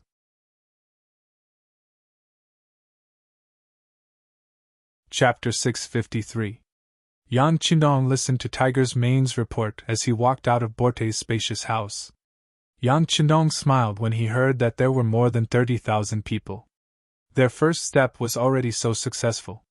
As long as everything went smoothly, they would become stronger. At 9 o'clock in the morning, it was time for the trial. 5-star army soldiers wearing green uniforms started to appear around the square. Along with them were Yang Qindong and a group of high-ranking military officers wearing golden capes. They walked to the front of the square and sat down in front of the row of tables and chairs that had been set up beforehand. Beside them stood a group of guards and members of the Cold Front. They were wearing bulletproof vests and wielding the Type 95. Compared to the heavy armor that other armies wore to protect themselves, the mercenaries wore bulletproof vests that were invulnerable and looked much lighter than armor. These vests were replicas of the bulletproof vests in the warehouse. They were produced by the factory in Crimson City. Legend had it that in order to ensure the quality and characteristics of the vests, they had spent tens of millions of taels of silver and countless manpower to develop them. Even so, the cost of making a bulletproof vest was still very high. Up until now, only the members of the Cold Front who had undergone strict training and tests were allowed to wear one. Even the auxiliary soldiers were not allowed to wear one. It was just a piece of protective clothing. Just the research and development alone cost close to 10 million taels of silver. This was equivalent to 3 years of Northern Ming or Southern Ming's national treasury's income. Just from this alone, one could see that Yang Shi was extremely wealthy. Of course, the benefits of having these vests were self-explanatory. Unless the target was the eyes or mouth, it would be very difficult to hurt the cold front. This was because not only were they wearing bulletproof vests, but they were also wearing a helmet called Kevlar. Yang Qindong personally named it the Immortal Helmet. With the appearance of the undying helmets and bulletproof vests, the personal safety of the cold vanguard warriors was raised to a whole new level. It was easy to imagine how powerful and stunning they would be on the battlefield. After all, Narcissus Town had been ruled by the Jurchens and Mongolians for so long. No one could be sure that there were no extremists in the town. This highlighted the importance of the guards and the cold front, not to mention the existence of the sixth young master. His safety would always be Yang Xie's #1 priority. It would not be too much to arrange for many people to appear on both sides. The residents of Narcissus Town naturally felt a chill down their spines when they saw the generals and the soldiers that appeared so majestic. Although these people looked calm and did not show any intention of threatening their safety, they still felt a natural chill in the air wherever they sat. This caused the citizens who were chattering nonstop to shut their mouths. And the place became quiet. Qin Bo, the political commissar of the 3rd Regiment who was ordered to host the meeting, saw this silence and was naturally very satisfied. Using this opportunity, he held a simple megaphone and shouted, "I hereby announce the start of the public trial. The first item is to fire a shot to salute the citizens of Narcissus Town who were murdered or wronged. May their souls be at peace after today's meeting. All musketeers, listen up! Fire 3 times! Fire! Bang! Bang! Bang! Bang!" A company of cold front soldiers stood at the side of the square. After the order was given, they all raised their guns and fired at the sky. Their formation was extremely neat and uniform. It felt as if the 100 of them were one person. Not only were their movements orderly, but even the frequency and speed of their shots were the same. Although it was 100 people firing, when the sound reached the ears of the people in the square, the gunshots were very uniform. It was as if there were only 3 gunshots and everything was over. Wow! So powerful! So mighty! How did they do it? There are so many of them, but it feels as if they are one person. Is this the 5-star army? No wonder the awe-inspiring Nuzan cavalry and Mongol cavalry couldn't even last 1 round in front of them. With this kind of army, with this kind of military discipline, how can they not win a battle? Hey, you guys still don't know. This 5-star army is very powerful. They don't even put the Baiming guards in their eyes. Not long ago, they massacred more than 2,000 warhorses of the Jianzhou Left Guards. Their slogan is to create the strongest cavalry in the world. I heard that as long as one can join them, they will receive the best treatment. Not only will their salary be the highest, but they will also receive the best food. In the future, each person will even be given 2 warhorses. The people in front sighed from the bottom of their hearts. Those who spoke at the back were those who were more attentive. If someone observed carefully, they would notice that Wu Hua, who was in charge of riding in the center of the town, was among them. Not only him, but there were also some people who specialized in selling all kinds of things and had some craftsmanship. Most of them were the people who chatted with Yang Qindong for most of the afternoon with Wu Hua. It was naturally not a coincidence that they appeared here. They were ordered by Yang Qindong to bewitch the people here. Their purpose was to spread the news that the 5-star army was recruiting people. Since there were 50,000 people here who were ownerless, and there were more than 8,000 young adults here, how could Yang Qindong give up such a good opportunity to expand his strength? This was the reason why Wu Hua and the others spread the news. As for whether they received benefits from Yang Qindong, and how much they received, only they knew. Oh? What kind of treatment is it? When someone spoke, there would naturally be people who asked. Some people were curious.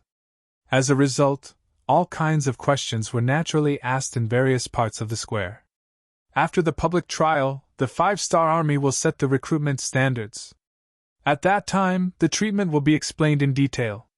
If you want to know more, go take a look. In any case, I will be there. As for now, let's continue watching the public trial. This was Wu Hua's voice.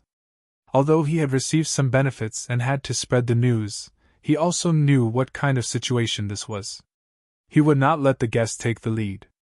Thus, he only said that after the public trial, the 5-star army would have a recruitment notice. After that, he stopped talking and focused all of his attention on the center of the square. Wu Hua did not speak. In addition, the atmosphere was indeed very tense. Even if someone wanted to ask, it would not be good to say anything at this time. They could only suppress all kinds of thoughts in their hearts and watch the public trial first. After everything was over, they would go take a good look at the notice and see what was written on it. The center of the crowd quickly quieted down again. Among them, a man wearing a broken straw hat lowered his head and intentionally or unintentionally squeezed out of the crowd. Compared to everyone who wanted to get closer, it was very easy to retreat. He didn't even encounter any resistance. He left the crowd and then disappeared from the square. His actions were not noticed by the mercenaries who were in charge of security and security. There were more than 30,000 people here. It was simply too many. It was impossible to take care of everyone. After the man left the square, he first returned to a small courtyard. After making sure that no one was paying attention to him, he entered the house and came in front of a water jar that was only filled with a little water. He stretched out his arm and gently moved it, revealing a passage on the ground. He jumped down and placed the water jar back on the ground. He also disappeared. After about half an hour, this person appeared 5 miles northwest of Narcissus town. At this moment, he finally regained his freedom and could finally throw the hat to the ground, revealing his true identity. He was one of the Nuzan cavalry generals who had quietly disappeared when he saw that the situation was not good. When Huilibu saw that he did not recognize the cavalry that followed General Borte, he knew that things were not going well. He left first and went into hiding. Things were just as he thought. Borte and the others were indeed in trouble. Thus, he had been hiding under the water tank at home. Occasionally, when he came out at night, he would move around a bit. That was how he found out about the public trial. Today, he had taken the risk to appear because he wanted to take advantage of the large number of people to inquire about some things. Defeat. This was already an irrefutable fact. However, he wanted to know how they were defeated. Who were their opponents? How strong were they? In order to find out, he risked his life to come out. After hearing what Wu Hua and the others said, he was satisfied with the answer. The 5-star army dared to go against the Ming guards and stole more than 2,000 war horses. Just based on this, they were doomed. This was something that even the Nuzan and Mongol cavalry did not dare to do. He thought that he had found out a huge piece of information. After coming out of the tunnel, he identified the direction and headed towards the Saha River northwest of Narcissus town. That was the nearest Ming 1,000 households. He wanted to inform them of the 5-star army's actions. After this incident, Ming would definitely not let the 5-star army off. When 2 tigers fought, one was bound to be injured. If he grasped the opportunity, it might be time for him to lead the Nuzan cavalry to rise again. Huilibu did not leave and left quietly. At this moment, the public trial was in full swing in the largest square of Narcissus town. The first rule of the public trial was to fire the gun. It was to show off one's strength and also to pay respect to the victims. At that time, people were very superstitious. They believed that a person's soul would remain after death. Those who died unjustly would not leave unless they took revenge. Now that the gun was fired, it was equivalent to using this superstition to let the 5-star army take the rightful position.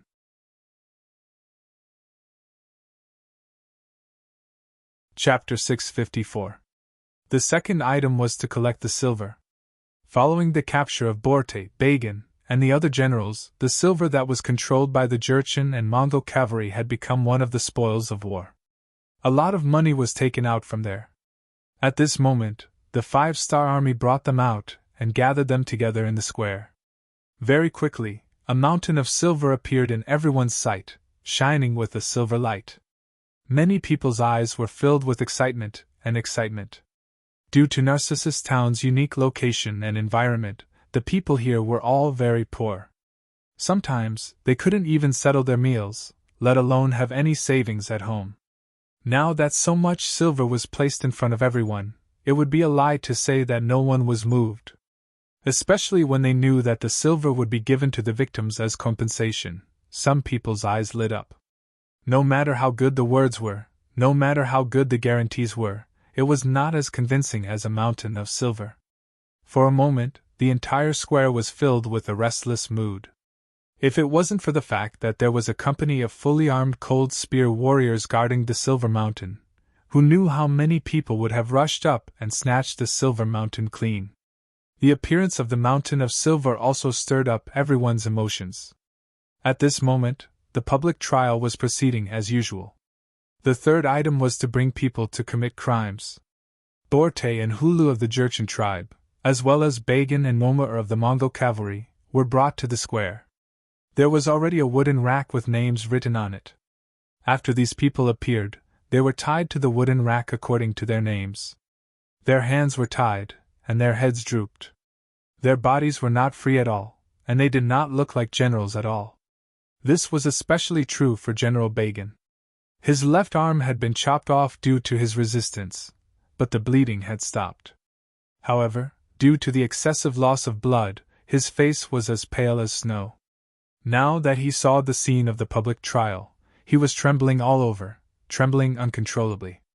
Not only him, but the other generals were not much better. Perhaps because they knew that they had bullied the good too many times and were about to receive retribution, they did not look too good. None of them dared to raise their heads, as if they were afraid that they would be targeted. Only the Jurchen General Hulu and the Mongol General Temur had their chests puffed out as they looked at the 30,000 people outside the square. They were all straightforward people who fought bravely and fiercely. They were the kind of people who didn't have too many schemes.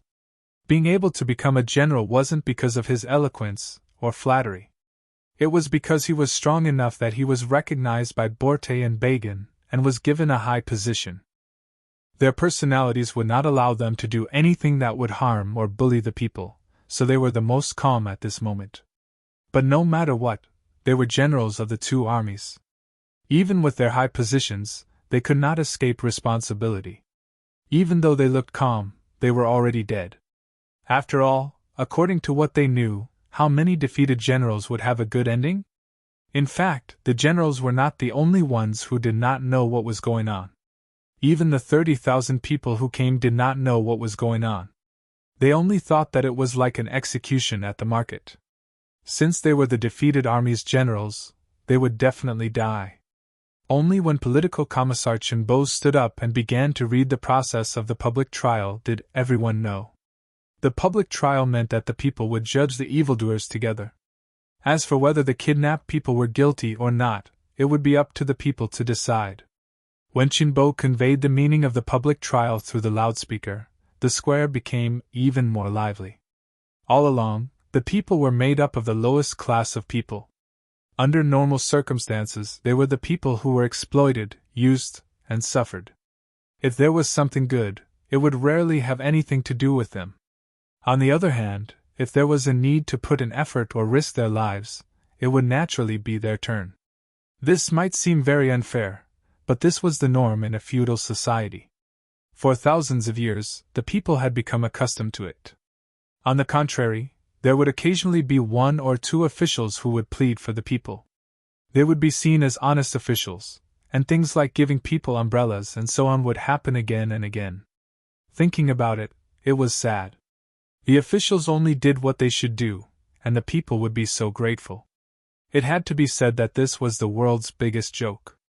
The people were used to listening to others, used to being oppressed by others. Suddenly, they could make decisions.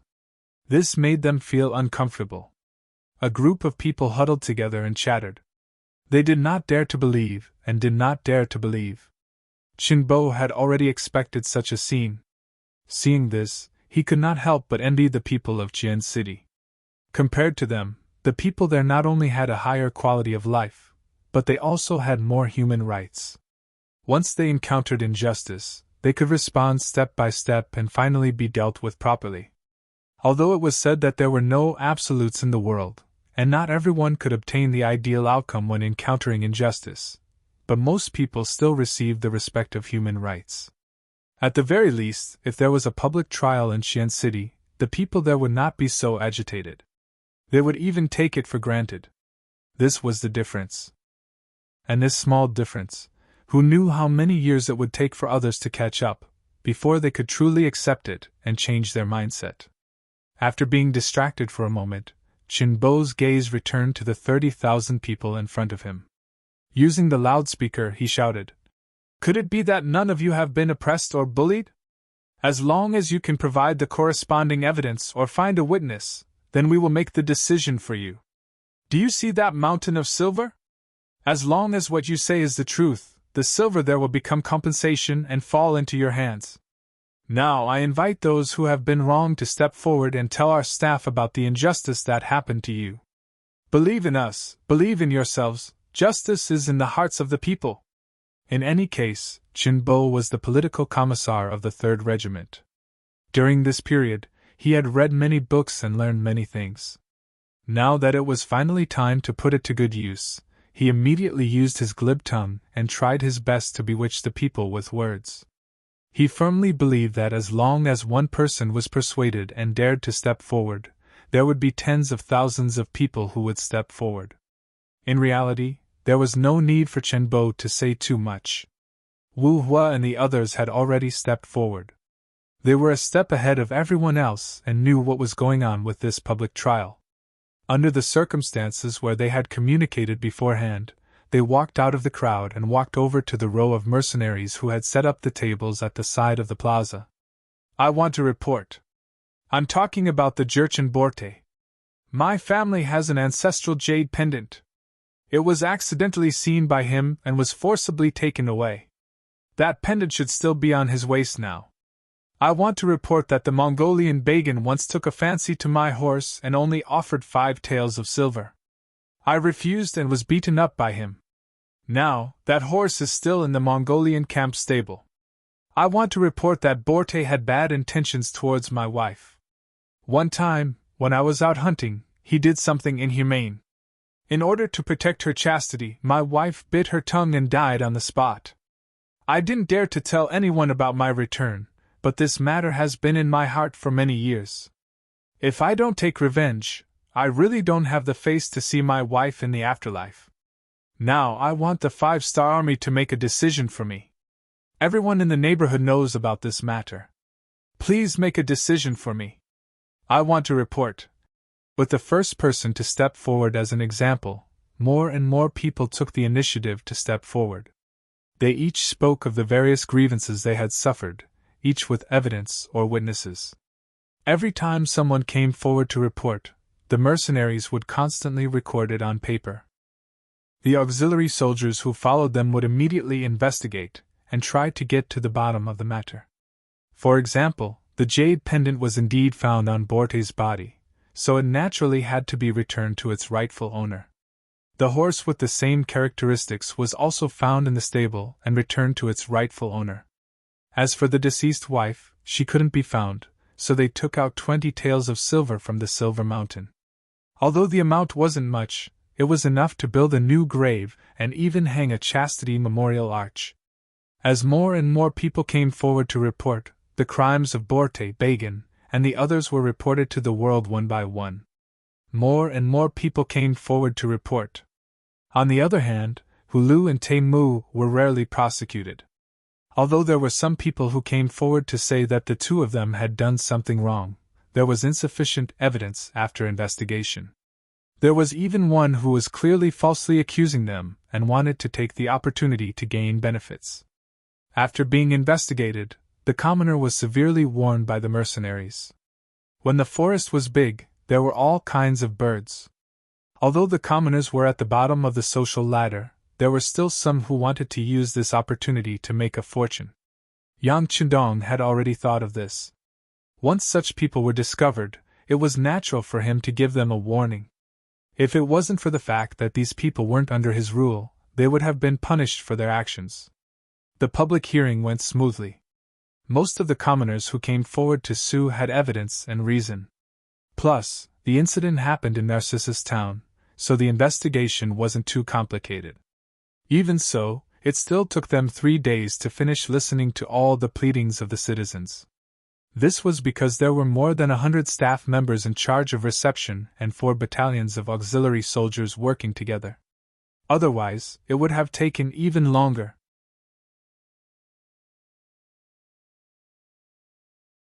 Chapter 655.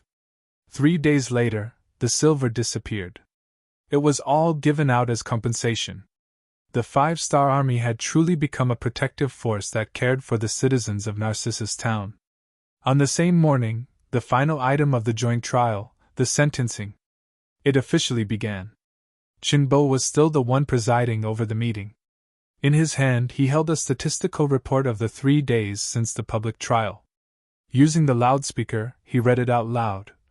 Borte was indicted for 17,832 crimes. After verification, he was found to have been an accomplice for 17,725 crimes. Due to his heinous crimes, he was sentenced to the punishment of death by 1,000 cuts. Bagan was indicted for 15,347 crimes. After verification, he was found to have been an accomplice for 14,628 crimes. Due to his heinous crimes, he was sentenced to the punishment of death by 1,000 cuts. Centurion Zhang Maoshi was indicted for.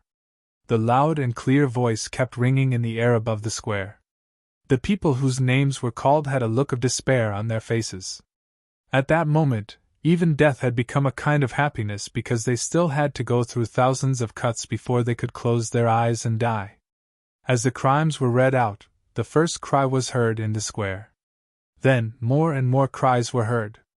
These were the spontaneous cries of the people who had suffered, and been wronged. Originally, they thought that they would never be able to get justice for the injustice that happened to them. However, the 5-star army came and helped them solve everything. At this moment, in their hearts, the 5-star army was like their parents who had given them a new lease of life. At this moment, they were probably willing to do anything that was asked of them. Of course, not all generals were sentenced to death. For example, Hulu and Taimuching were special cases. The only reason they were sentenced to death was because they had beaten and scolded the soldiers under them. It was also because they expected better from the soldiers, so it wasn't considered a crime at all. Even though Yang Qindong didn't advocate corporal punishment, there were still some recruits who liked it. It was useless to reason with such people. Sometimes the effect of a kick was better than 1,000 words of warning and education. Therefore, even in Yang Xie's army, as long as it wasn't targeted and the veterans didn't make things difficult for the new recruits, the higher-ups would tacitly approve of some corporal punishment. Of course, the prerequisite was that the person couldn't be crippled. If that was the case, all the officers involved would be implicated. It was precisely because Hulu and Taimu didn't commit any serious mistakes that they, as defeated generals, were only given 3 lashes each. This was the same as overlooking the fact that they had beaten the soldiers. Of course, these 3 whips also meant that they had severed all ties with the past. It meant that from today onwards, they were no longer part of the Jurchens and Mongol cavalry. Instead, they were part of the mercenaries. At this moment, Yang Qidong was meeting the 2 of them in a large hall to talk about this matter. Over the past 3 to 4 days, although the 2 generals would be tied up and sent to the square early in the morning, they still understood what the mercenaries were like. This was a quality that a general must have, which was to be good at observation. It was precisely because of what they saw and observed that they admired the mercenaries from the bottom of their hearts. In their opinion, if their side had achieved such a great victory, it would have been impossible for them to enter Narcissus Town without disturbing or bullying the citizens. Not to mention, over the past 3 to 4 days, not only did the mercenaries not harm a single civilian, they even went into the homes of the civilians after training to chop firewood, fetch water, and do other things within their capabilities. This kind of army had never appeared since ancient times. It was precisely because of this that they quickly won the hearts of the people of Narcissus Town. As a result, many people were thinking that it would be best if the 5-star army stayed here forever and never left. Being personally received by Yang Chendong already proved the value of the two generals. Originally, the two of them didn't like some of Borte's and Bagan's methods. Now that the two of them were still being tortured in the square, death was inevitable and there would be a painful process. So, where should the two of them go from here? Yang Chendong's appearance expressed his intention to recruit them. With sincerity, the two generals only hesitated for a moment before kneeling down and calling him the 6th young master. This meant that from this moment onwards, they had completely joined the mercenaries' camp. Whether it was Hulu or Taimur, they were both quite strong. However, they were only not bad. It would be a lie to say that they were military geniuses. The reason why Yang Chendong was willing to come was because of their understanding of the local situation and their role as role models among the Jurchens and Mongol cavalry. This time, they had captured 7,000 captives. Among them, there were 3,500 Jurchens and 2,500 Mongol cavalry. These were all people who dealt with war horses all year round. These soldiers only needed a little training before they could go on the battlefield. Naturally, the more such soldiers the better. Not only these 7,000 captives, Yang Chendong also had no intention of letting the 8,000 strong men in Narcissus Town go. If possible, of course, he wanted to recruit them as subordinates. The more the better. Before doing this, he wanted to ask for Hulu and Taimur's opinion. After all, they were the local bullies. They should understand the situation better than he did. This was also the main reason why Yang Chendong wanted to meet the two of them. Both Hulu and Taimur naturally wanted to perform well and leave a good impression on their commander. At that moment, the two of them spoke one after another. From the two of them, Yang Chendong learned about the situation between the Jurchens and the Mongol army. For example, the Jurchens were divided into two types, the Jurchens and the matured Jurchens. Under normal circumstances, the matured Jurchens were more inclined towards the Han people because they had lived with them for many years. The Jurchens, on the other hand, were more fond of war and conquest. This was why the Jurchens were mostly the Jurchens who ruled. For example, Borte was one of the representatives of the Jurchens. In Narcissus Town, it was the exact opposite. There were more matured Jurchens. If it wasn't for the harsh living conditions, most of them wouldn't have joined the army, and would have lived a simple life like the Han people. This was Hulu's analysis as a member of the Jurchens. Next, the Mongol general Taimur talked about Mongolia. Mongolia was just a general term. After the fall of Northern Yuan in 1402, Mongolia was divided into many tribes. Later on, it gradually formed into 3 major tribes according to the area they lived in. The Mongols who lived in the Inner Mongolia Autonomous Region and the 3 northeastern provinces were called the Southern Desert Mongols, or the Horkan tribe.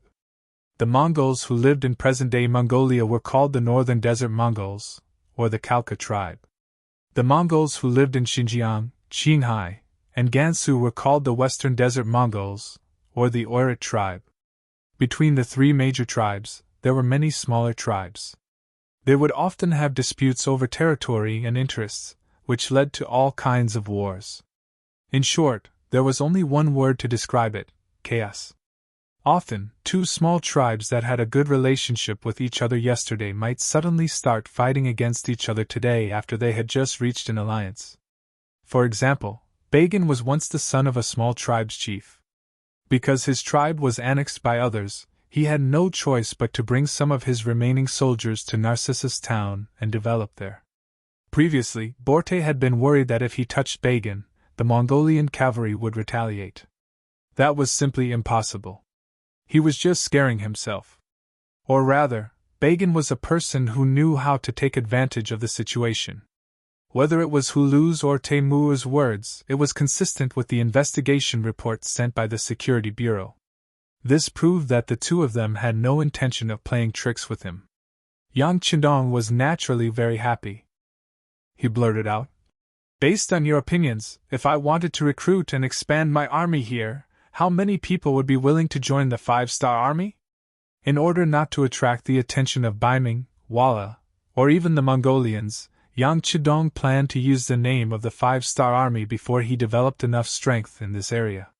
Once the time was right or he couldn't hide it anymore, he would use the name of mercenaries again. In order to set an example, Yang Chidong naturally only mentioned the five-star army when he spoke. After saying that, he looked at Hulu and Taimur with a smile, waiting for their reply. In his heart, he honestly didn't care about the revenge of the Jurchens and the Mongolian cavalry. He would just deal with whatever came his way. Other than the fact that he didn't have enough military strength, he was already ahead of other armies in all other aspects. What was there to be afraid of? No problem. Facing this question, Hulu and Taimur didn't hesitate at all. They were even a little excited when they answered the question.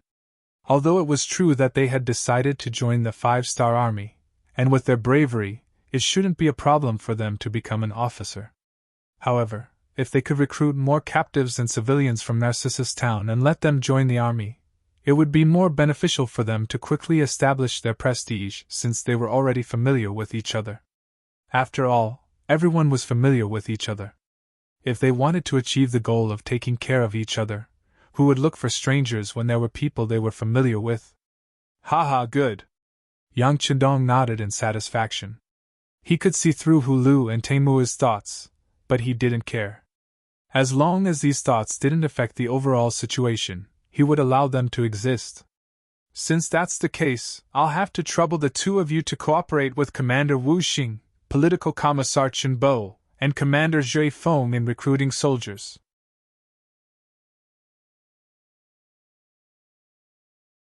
Chapter 656. Yang Chidong did indeed want to recruit soldiers. Not only that, he also wanted to establish a cavalry division. After obtaining so many war horses, he felt that the time was ripe. What army was the strongest in the grasslands? Naturally, it would be the cavalry. He naturally wanted to cooperate and establish a powerful cavalry force. The cavalry division would be temporarily held by Wu Xing and Chen Bo would be the political commissar. The Winchester Cavalry Regiment also needed to be expanded. However, it wasn't suitable to establish a cavalry division at the moment. It would be called the Cavalry Reinforced Regiment for now. The number of soldiers under it was equivalent to 2 cavalry regiments. It could be considered below a division and above a regiment. In fact, this unit could also be called a brigade. However, Yang Chidong didn't want to go through so much trouble. He might as well just create a cavalry reinforced regiment. Now that the main theme had been set, the next step was to recruit soldiers. Because of the previous 3 days of public trial and the fact that the five-star army had already gotten along well with the commoners during this period of time, their relationship was extremely good. Naturally, there wouldn't be any problems with the recruitment of soldiers. On the contrary, because there were too many applicants, they had no choice but to use the method of selecting the best. Compared to the other armies that needed to recruit strong men from all over the place and promised them great benefits in order to barely gather enough soldiers, this kind of upsurge of people signing up to join the army would definitely make those people jealous if they knew about it. This was the use of role models. This was the use of words and example. When you truly saw the commoners as human beings and gave them the respect and dignity they deserved, you would discover that their cute side would be revealed. They would truly think for you and be willing to give you everything they had. Of course, this was also related to the generosity of the five-star army. Compared to the recruitment of the Nuzan and Mongol cavalry, the monthly salary was only 2 taels of silver and 5 kilograms of meat. Later on, the Mongol army purposely increased the salary to 5 taels of silver and 20 kilograms of meat. The five-star army directly gave out 10 taels of silver. Once they proved that their fighting ability had reached the first rank, the salary would be increased to 15 taels of silver. This was equivalent to 5 times the original salary. The treatment was good, and they could obtain respect. In addition, the five-star army had just gotten justice for everyone. This caused the craze of people signing up to join the army to become extraordinarily lively. Out of the 7,000 cavalrymen who were captured, 6,500 of them were willing to join the five-star army. Out of the 8,000 strong men in Narcissus Town, 7,500 of them signed up. That was to say, as long as Yang Chendong was willing to accept all of them, the number of new soldiers would increase by 14,000. Based on the calculation of 400 soldiers per battalion, there would be an additional 35 battalions. If it were any other army or force, they would definitely be very happy. However, in Yang Chendong's eyes, he did not have the intention to take over all of them. What he wanted were elite soldiers who could fight, and not an ordinary army that was just there to make up the numbers. Luo Po's 2nd Cold Front Regiment remained in Laos and Vietnam, preparing to expand into 2nd Cold Front Regiment. Based on this foundation, Yang Chendong made preparations to expand Wu Xing's 3rd Regiment into a cavalry division.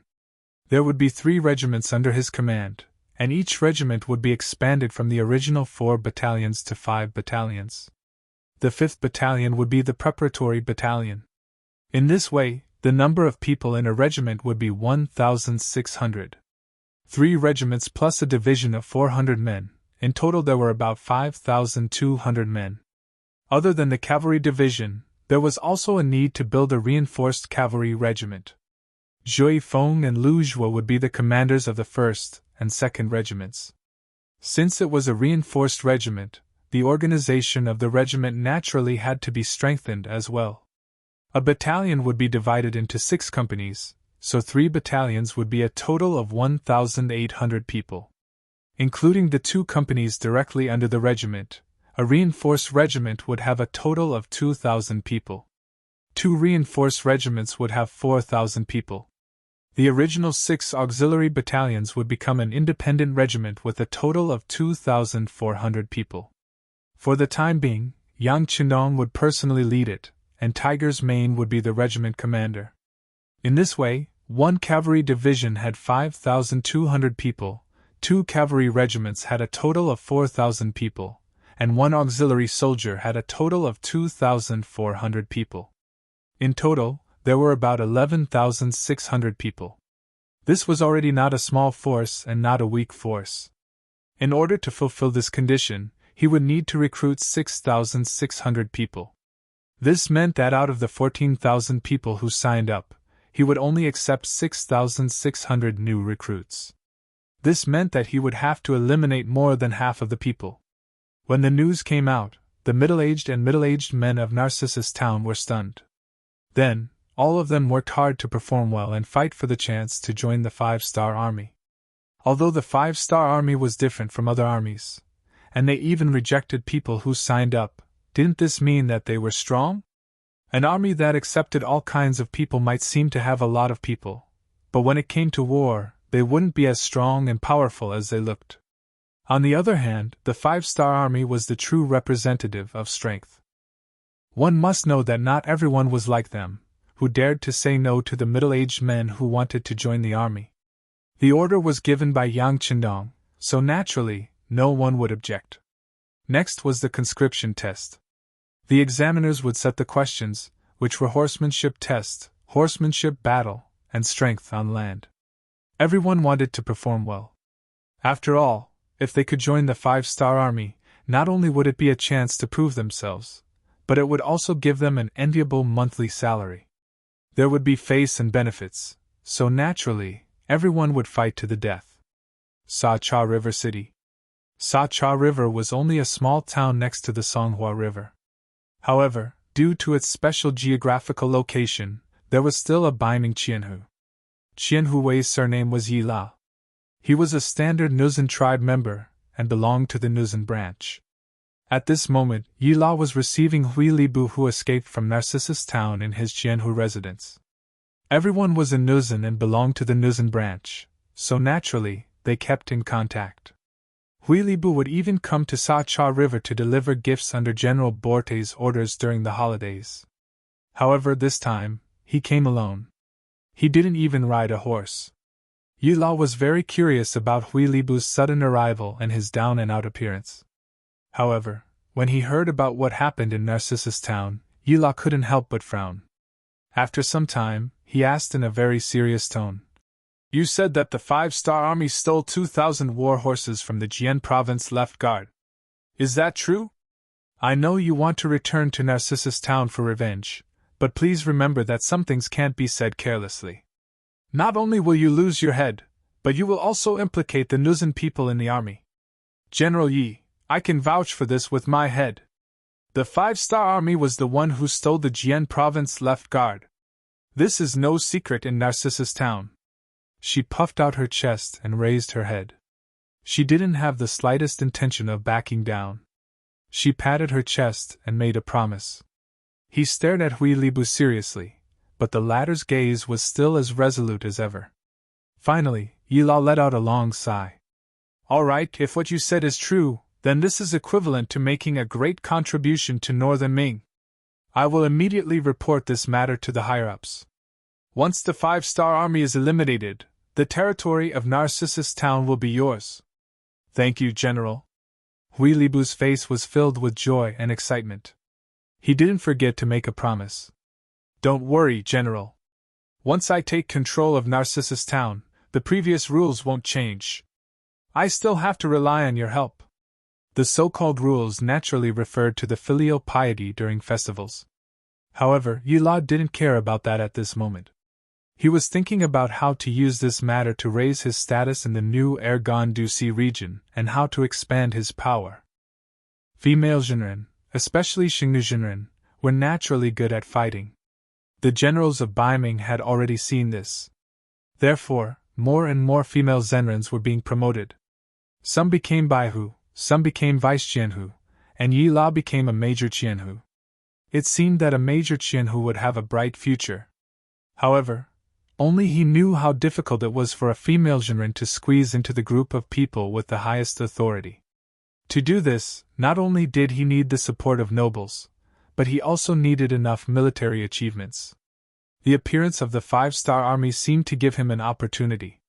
If possible, perhaps he could use this matter to help him reach a higher position. It was no wonder that Yi Lao thought this way. In history, more than 100 years ago, Nurhasai, who was born in the Jian province left guard commander's family, used the 13 sets of armor left behind by his ancestors to start his journey of establishing a country and becoming a Khan. This person's ancestor was once a high-ranking official in the Ming army. It could be said that Yi La's idea was correct. Unfortunately, this time he was going to face the mercenaries, and the mercenaries personally led by Yang Qindong, which would be destined to be a futile effort. Of course, he didn't know this at the moment. After receiving the uncertain information, he immediately informed the nearby guard stations, especially the Jian province left guard, who immediately sent out scouts to inform them. Not only that, Yi Lao also contacted the vice Jianhu of the Taining Guard, Lu Dai, who was closer to him. This person was also a female Jinren. He wanted to go to Narcissus Town with this person. If there was a chance, they would take down the 5-star army in one fell swoop. If not, they would join forces with the Jian province left guard to attack the 5-star army. As the scouts rode out of the city, the southwest area of the new Ergon metropolis became lively. A large net that covered and targeted the 5-star army slowly unfolded. Some people said that the new Ergon metropolis was a recruitment organization sent out by the Liaodong metropolis. This organization's mission was to recruit the female Jinren tribe. Whether or not there was a metropolis didn't affect the Ming dynasty's control over the various guard stations. In some people's eyes, the new Ergon metropolis was just an administrative area. It wasn't even an organization.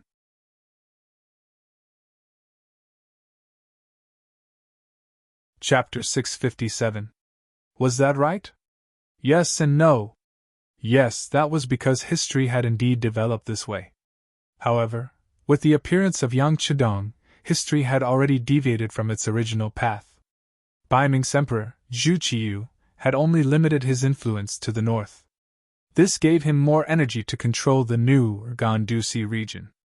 Ever since Zhu Qiyu started doing this, not only did Baiming's control over this place become stronger, but the garrison here was no longer useless. The number of soldiers had also increased by a lot. This made this place Baiming's recruitment warehouse. If there was a war with the southern Ming Empire one day, there would be an endless stream of soldiers being sent to the front lines. However, such a conscription warehouse was actually tricked by someone else.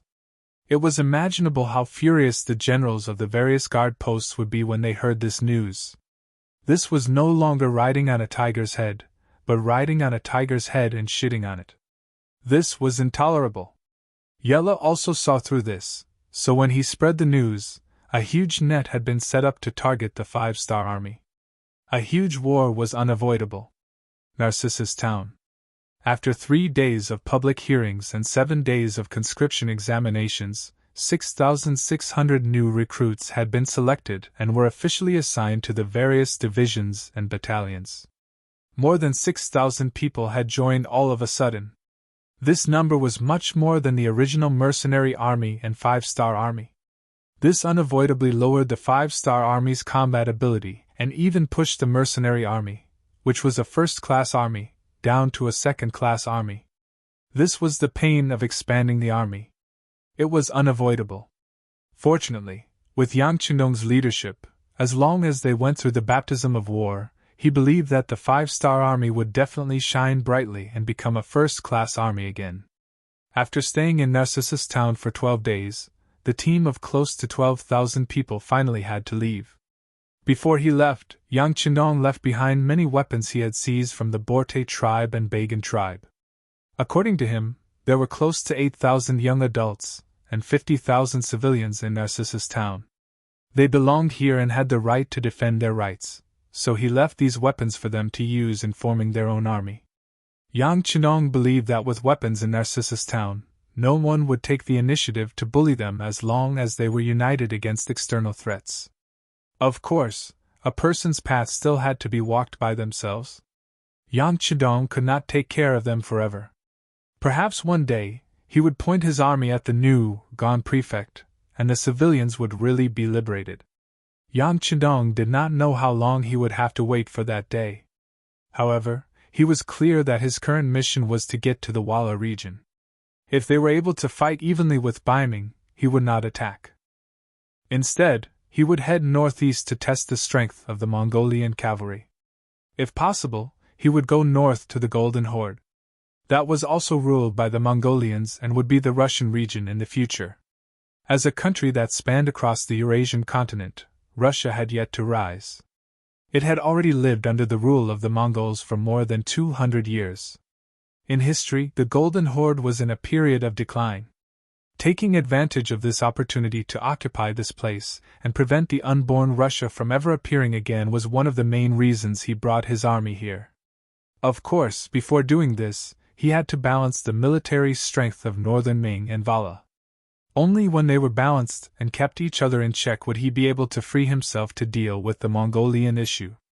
Otherwise, he was afraid that he would have to make a move on the stronger side. After all, no matter if it was Walla or Ming, Yang Qindong did not want either of them to become stronger. With a goal in mind, they followed the military plan and headed west to the Walla region after leaving Narcissus Town. Compared to before they entered Narcissus Town, the 5-star army was a lot stronger.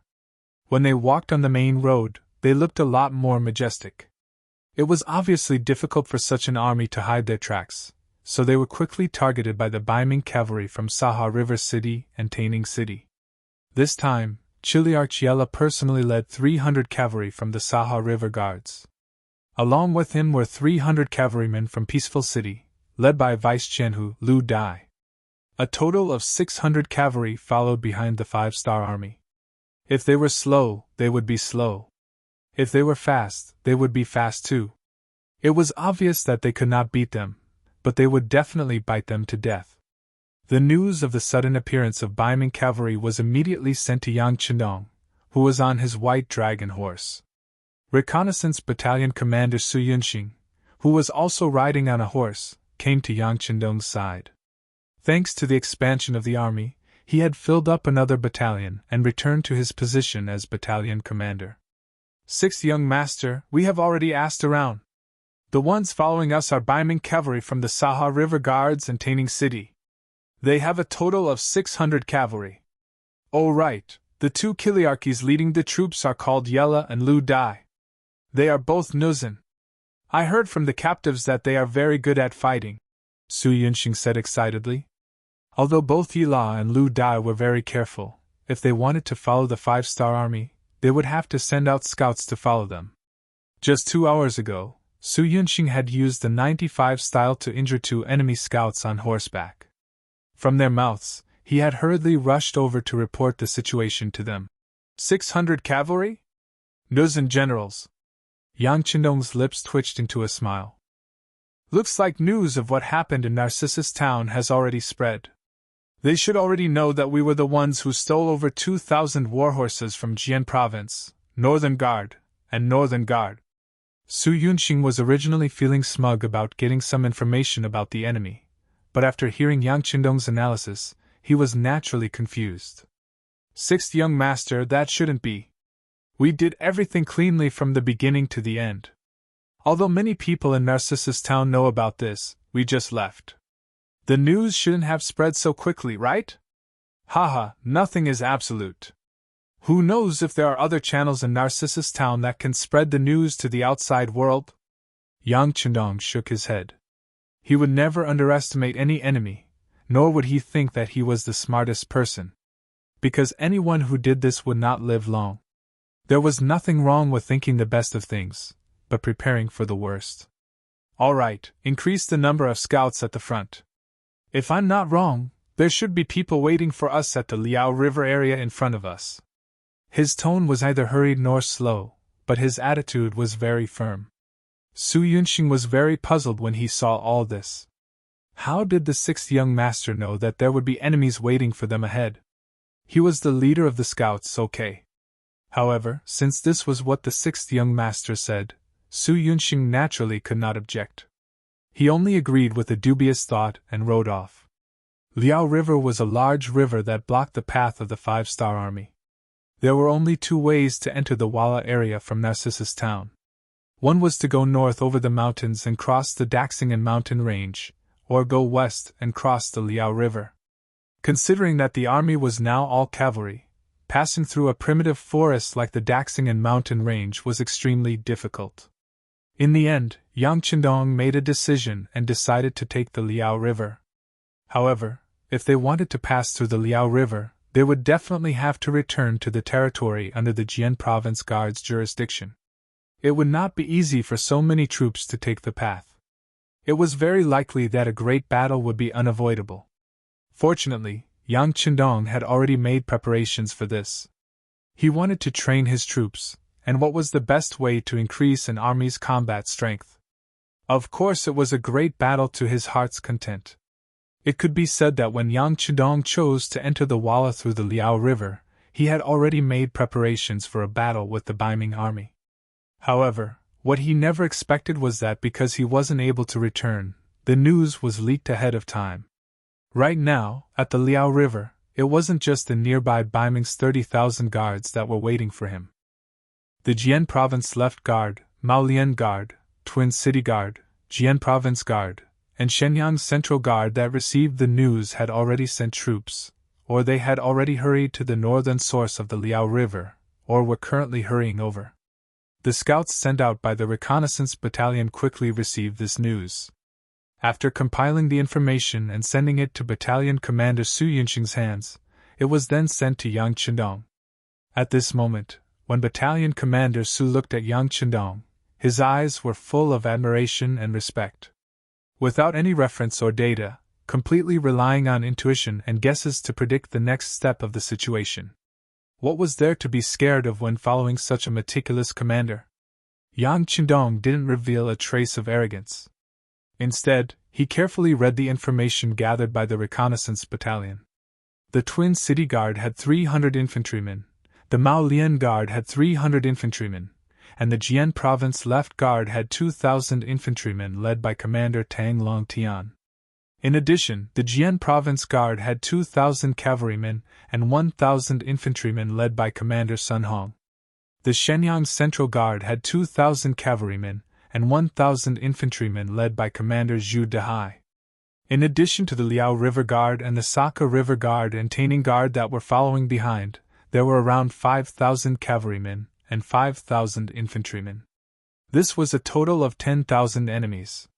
For them to suddenly deploy such a force, it was clear that they wanted to seek justice for the 2,600 horses that were stolen from the Jian province 3 guards. Could they really scare him with just these people? If it was before he went to Narcissus Town, he might have been a little afraid. But now, Yang Chendong's strength had also grown. He had 12,000 men under him, and all of them were cavalrymen. They had the best war horses, the best weapons, and even the strongest combat power. Even with the addition of nearly 7,000 men, Yang Chendong could still confidently say that the mercenary army was still a first-class army.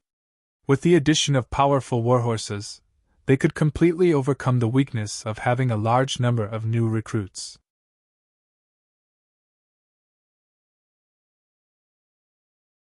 Chapter 658. On the other hand, although these northern Ming guards had been established for quite some time, they were limited by their environment and had not experienced any great battles. With their short-sightedness, it was easy for them to have an arrogant attitude of thinking that the heavens were number 1, the earth was number 2, and they were number 3. This was the time to teach them a good lesson. Calm and collected, full of vigor. After Yang Chendong digested the information and firmly memorized it in his heart, he raised his head again. At this moment, his face was still filled with confidence, and his gaze was incomparably firm. Pass down the order, summon all the regiments and regimental commanders for a meeting. As they marched, Yang Chendong met with Wu Xing and the other regimental commanders to confirm that they would not change their route. They had made the final decision to fight the Binding Guards head-on. What was worth mentioning was that Yang Chendong's troops were not without other options. For example, they could turn back now. Instead of going through the Liao River, they could go through the Dexing'an mountain range. Although the path would not be easy to traverse, they could completely avoid the northern Ming guards. However, no one had expressed this intention since the beginning of the meeting. It was as if this choice did not exist. In the eyes of these regimental commanders, they only had one thought, and that was to kill, and kill again.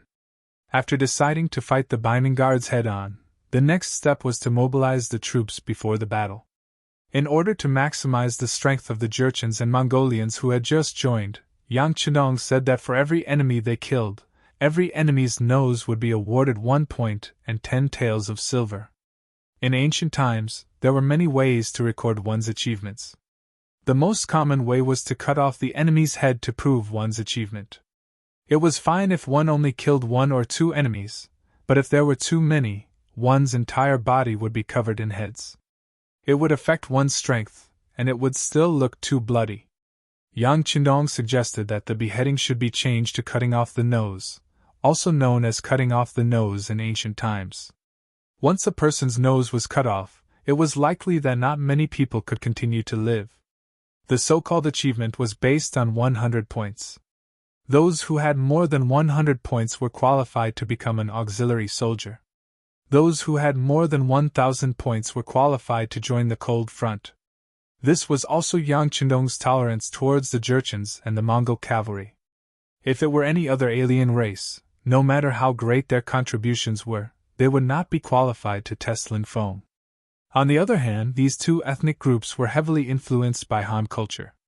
If they were good material, he would not be stingy in polishing them. The rewards were passed down by the division commanders. When they found out that they could get 10 taels of silver for every enemy they killed, the Jurchens and Mongols, as well as the Han riders who had just joined the water ferry town, were all excited. The reason why they were willing to leave their hometown with the 5-star army was because they had a good impression of the army, but more importantly, they wanted to use this platform to show their worth. What was value? Earning more military merits and earning more taels of silver was the most direct manifestation of this. For a moment, they were all rubbing their fists. Whenever they had time, they would take out the whetstones they brought with them to sharpen the sabers in their hands even brighter and faster. The newcomers wanted to perform well and fight for the top prize. As veterans, Lin Feng and the auxiliary soldiers would not give in either. Over the past few days, although the cavalrymen from Narcissus Town looked at them with a hint of respect, it could be seen that the respect was due to envy and respect for the continuous fire guns in their hands. As for the combat power of the horses, it seemed like they were being looked down upon. This was something that the proud Lingfeng soldiers could not accept. What was the Lingfeng? It represented the strongest existence, the proudest existence. Once they appeared, they would become the focus of attention. How could they allow others to look down on them? This was a form of blasphemy to their identity. How could they make others respect them? Of course, they had to perform well on the battlefield. Therefore, after the mobilization before the battle, Lin Feng and the auxiliary soldiers had been training non-stop apart from sleeping and traveling. Getting on the horse, getting off the horse, slashing, increasing speed, dodging, and other movements were all trained tirelessly. Unknowingly, their strength improved bit by bit and became stronger. Compared to the hard work of Lin Feng and the auxiliary soldiers, and compared to the sharpening of the cavalry, the Ming army's camp by the Liao River was very relaxed. Ever since they came to the new Gandusi region, the Ming guards had become the ruler here. Especially when the other factions were still very weak and had not been able to rise up, they were the sky here, the boss here. Since they were the boss, of course they had a sense of superiority. They only needed to point their weapons at a place, and that place would have to submit. This seemed to have become an iron law. As time passed, they got used to being high above others and used to bullying others. The more they were like this, the more dissatisfied they were with the Five-Star Army's actions. They did not have any ideas about the Five-Star Army, but instead, they were targeted and tricked by someone else. How could they face this? If they did not get back at them, how could they face others in the future? The Five-Star Army had to pay the price. This was something they had all come to a consensus. As a result, the Jian Province Left Guard, Jian Province Guard, and Shenyang Central Guard all sent out their troops. 5,000 cavalry and 5,000 infantry. In their eyes, this type of formation was enough to scare the Five-Star Army's legs until they went soft. Arrogant, and condescending, it made many of the northern Ming soldiers who came here treat this official mission as a vacation. Even though the scouts at the front were continuously sending back news, even though there were scouts at the front that had already been captured by the enemy, their side's formation should have already been known by the enemy. As the commanding generals of this battle, Jian Province Guard Commander Sun Hong, Shenyang Central Guard Commander Zhu Dehai, and Jian Province Left Guard Commander Tan Long Tian still had an appearance of victory in their grasp. Since you already know our strength, then you should feel even more fear, right? The three generals had this type of confidence. In reality, they also possessed great influence. This type of formation could scare many people without even fighting. For example, if this type of formation was placed in front of Borte and Ba Zhen, who had already been killed by 1,000 cuts, perhaps there really was no need to fight. They would have to consider surrendering or running away. This was precisely the powerful influence of the Ming army. Meanwhile, this type of influence was established precisely during Emperor Zhu Di's reign. This emperor who relied on great strength to fight his way to power, developing the navy, conquering Mongolia in the north, conquering Jiaoji in the south, establishing great contributions. He also struck fear into the hearts of the other races around the great Ming dynasty. Once they heard that this was the great Ming dynasty's army, they would often collapse without a fight, defeat set in stone. Unfortunately, that was already in the past. The defeat of Tumu already indicated that the great Ming dynasty had fallen from its peak. If they did not change and did not work hard, after 100 years, they would completely walk out of the stage of history. These were all things that Yang Qinong knew. These Ming guards were still unaware, still living under the powerful halo of their ancestors, still waiting for the Five-Star Army to dismount and surrender. The ignorant were fearless. It was precisely because they did not think that the Five-Star Army was that powerful that they were destined to pay the heaviest price in the upcoming battle. 3 days later, the Five-Star Army finally appeared 20 miles away from the Liao River and quickly set up camp here. Smoke rose from the chimneys, and the fragrance of meat permeated the air. There was a lot of meat, wine, cigarettes, and other things that were prepared by Yang Qinong before he came to the new Urgan Dusi. The meat was cured and could guarantee that the meat would not spoil for a certain period of time. When the fragrance of the meat began to spread, the entire camp instantly became lively. Ling Feng and the auxiliary soldiers were better off as their meals were not bad. They could not eat hot food unless they were marching or fighting and needed to be hidden. If it was during normal times, except for breakfast, there would be meat for almost every meal. They were used to it. On the other hand, the cavalrymen from Narcissus Town and the Windchaser cavalry were overjoyed. Most of them were young, and this was the time when they could eat. Since there was enough meat, everyone was naturally prepared to have a big meal to satisfy their appetite. Of course, when the fragrance of the meat permeated the air, everyone knew very well that the war was about to begin. However, no one was nervous. Whether it was the battle-hardened Ling Feng, the Windchaser cavalry, or the cavalrymen from Narcissus Town, they were all used to seeing life and death. To them, war was a process of death. The only difference was one's strength and luck.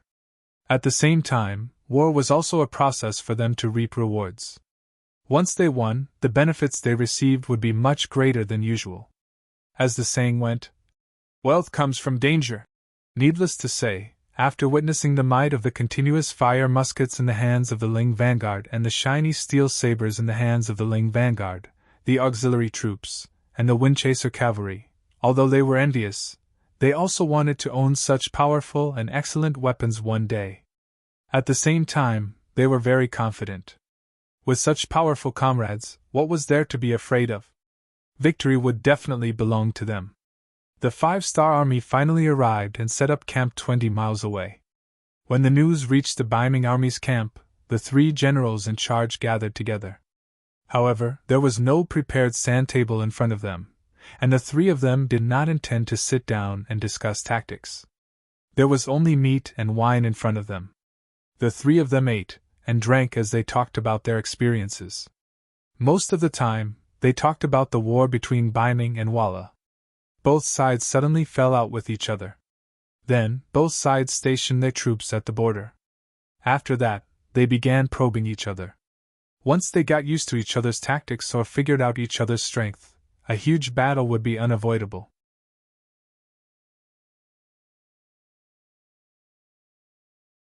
Chapter 659. As part of the Biming army, the 3 generals weren't nobodies. Today, they were talking about the war over there. Who knew when they would be transferred to the front lines? Therefore, the 3 of them were talking about the situation over there. They ignored the 5-star army that had arrived in front of them.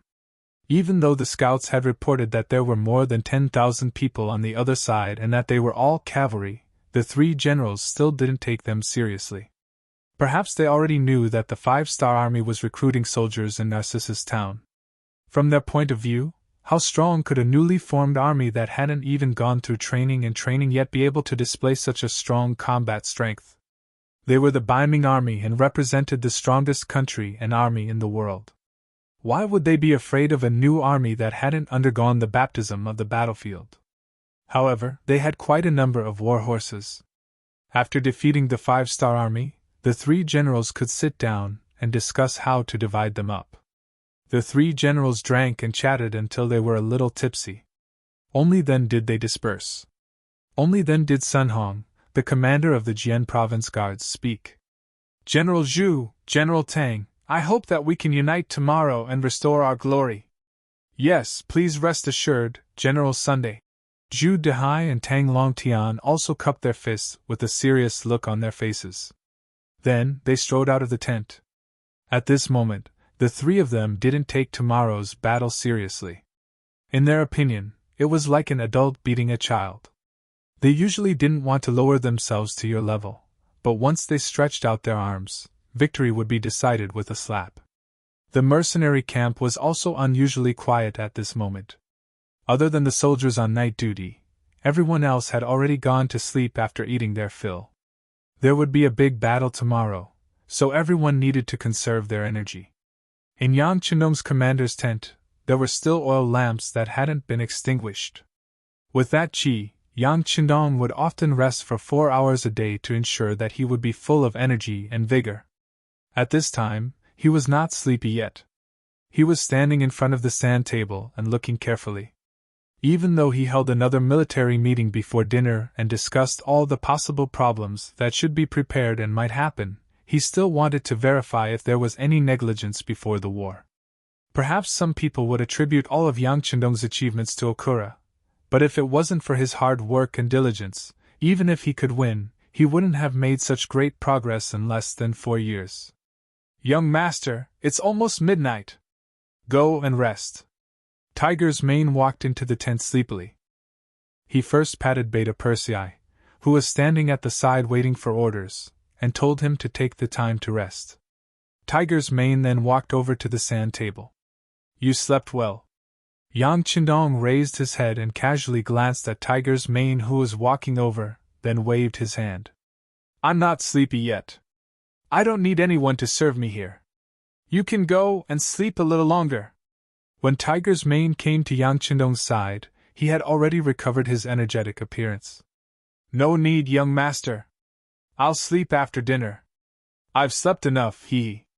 Then, after looking at the sand table, he asked curiously, Is there a problem? No. Yang Chendong straightened his body and lightly shook his head. Then, with a smile on his face, he said, I've made sufficient preparations. As long as nothing unexpected happens, the outcome of the battle will be decided. Accidents? It doesn't seem to rain tomorrow, right? Tiger's Mane said casually. After following Yang Chendong for so long, he already knew that weather changes could sometimes become an important factor to affect the battle. But when he walked out of his tent just now, he saw the sky full of stars. Presumably, it would be a sunny day tomorrow. Of course there won't be rain. Yang Chendong continued to smile, and a confident light appeared at the corner of his mouth. Not only will there be no rain, it should be a sunny day tomorrow. How about this, you go and inform the soldiers to wake up later tomorrow morning. Let them sleep for 2 more hours. No. 3 hours will do. Yes. Tiger's Mane was stunned at first. He didn't understand why he had to wake up so late. But since it was the 6th young master's order, he would of course do his best to carry it out. But in his heart he thought, could it be because the troops didn't get a good rest during the march, so the soldiers were allowed to sleep a little longer? Actually, it wasn't just Tiger's Mane who thought this. The next morning, the other soldiers who woke up 3 hours later than usual all had the same thought. They slept for about 10 hours. Everyone was full of energy, and didn't feel tired at all. The 6th young master felt sorry for them, but he didn't know that Yang Chendong had his reasons for doing this. The 10,000 soldiers of the Northern Bright Guards had indeed woken up very early in the morning. In fact, they were all woken up before the sky was completely bright. Although some of them didn't get enough sleep and were a little dissatisfied, when they thought about how the 5-star army had already appeared in front of them, even if they didn't take the initiative to attack, they would still fight back. In other words, there was bound to be a big battle today. Since that was the case, it didn't matter if they slept a little less. It wasn't just the soldiers. Even the commanding generals, Sun Hong, Zhu Dehai, and Tang Longtian, woke up an hour earlier than usual. Afterwards, they started a fire to cook, put on their armor, and brought out their war horses. They were all ready for battle. The sky gradually brightened and the sun began to rise. Under the cloudless sky, it indicated that today would be a sunny day. The weather is good, but I don't know if the 5-star army's mood is good too. Sun Hong, who had already mounted his warhorse, looked at Zhu Dehai and Tang Longtian and laughed heartily. He had a relaxed expression on his face. The 2 generals naturally laughed along. At this moment, they seemed to have already seen a large number of war horses being captured by them, and the scene of them achieving great military merits. Reporting, the 5-star army has begun to move. A troop of nearly 2,000 cavalry has already left their camp and is slowly approaching us. They are currently about 18 miles away from us. A scout rode his horse to the front of the 3 generals, and quickly jumped off his horse and knelt on the ground as he reported. Are you going to make a move now? Good, scout again. Hearing that the 5-star army was indeed going to attack, Sun Hong didn't think much of it. Everything was within their expectations. The 3 generals had already reached a consensus. Since the 5-star army had arrived at the Liao River, if they wanted to cross, they would have to face them. At that time, they would only have two choices: attack or defend. However, if they only defended, they wouldn't be able to get supplies for a long time. Thus, attacking was the most likely option. Now that they heard that the other party had sent out close to 2,000 cavalry, they naturally wouldn't panic. On the contrary, they were somewhat dissatisfied with the fact that they only sent out 2,000 soldiers. With such a small number, it wasn't even enough to fill the gaps between their teeth. The scout obeyed the order and turned around to scout again. After the time it took for an incense stick to burn, another scout returned and reported that the 5-star Army's cavalry was only 12 miles away from them. After such a long time, they only managed to run 8 miles. The 5-star Army's cavalry is too slow. This time, without waiting for Sun Hong to express his opinion, Shenyang's Central Guard commander Zhu Dehai had already laughed out loud. This person was slightly chubby. When he laughed, his warhorse seemed to be greatly pressured as it paced back and forth a few steps. The armor on his body also trembled along with his laughter. It looked quite comical. Haha, not bad. The 5-star Army's cavalry is too slow. It seems like there's nothing to worry about. Sun Hong laughed and nodded.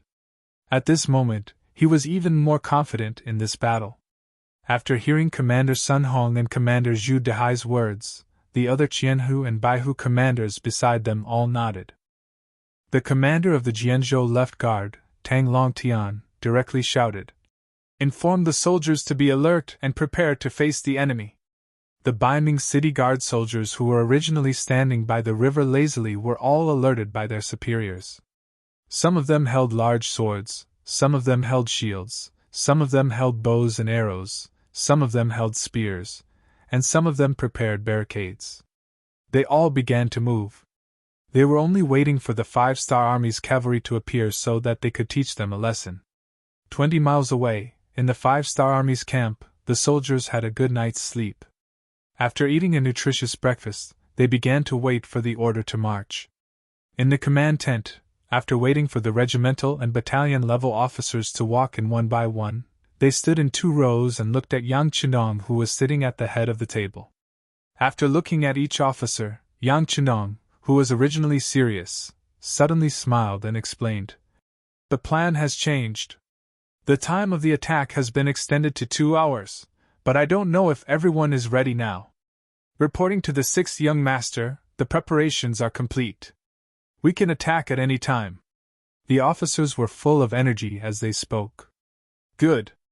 Influenced by his words, Yang Chenong nodded his head in satisfaction.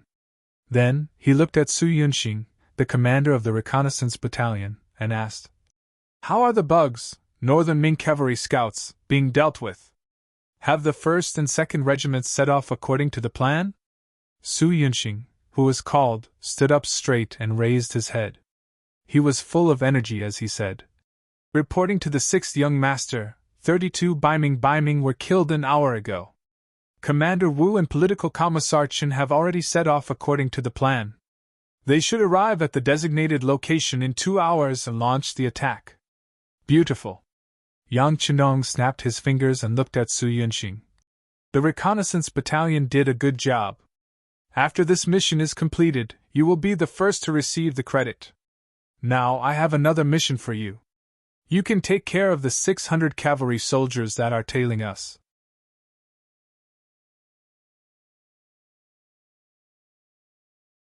Now that he had 6 auxiliary barracks in his hands, if there was a big battle, he definitely wouldn't be able to participate, so there was no need to mention how anxious he was.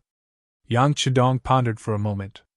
Since he wanted to train his tiger's mane, how could it be called training if he didn't go to the battlefield? "Okay, then you can leave 2 of the 6 auxiliary battalions to watch over the resources. You can lead the other 4 battalions. But there is one condition. Let the 2 reinforced regiments charge first. You can only lead the charge 15 minutes after they charge out." Okay, I promise I won't lead the charge." Tiger's man seemed to be afraid that Yang Chenong would go back on his word, so he hurriedly stood at attention. Then he ran out of the command tent with a smile.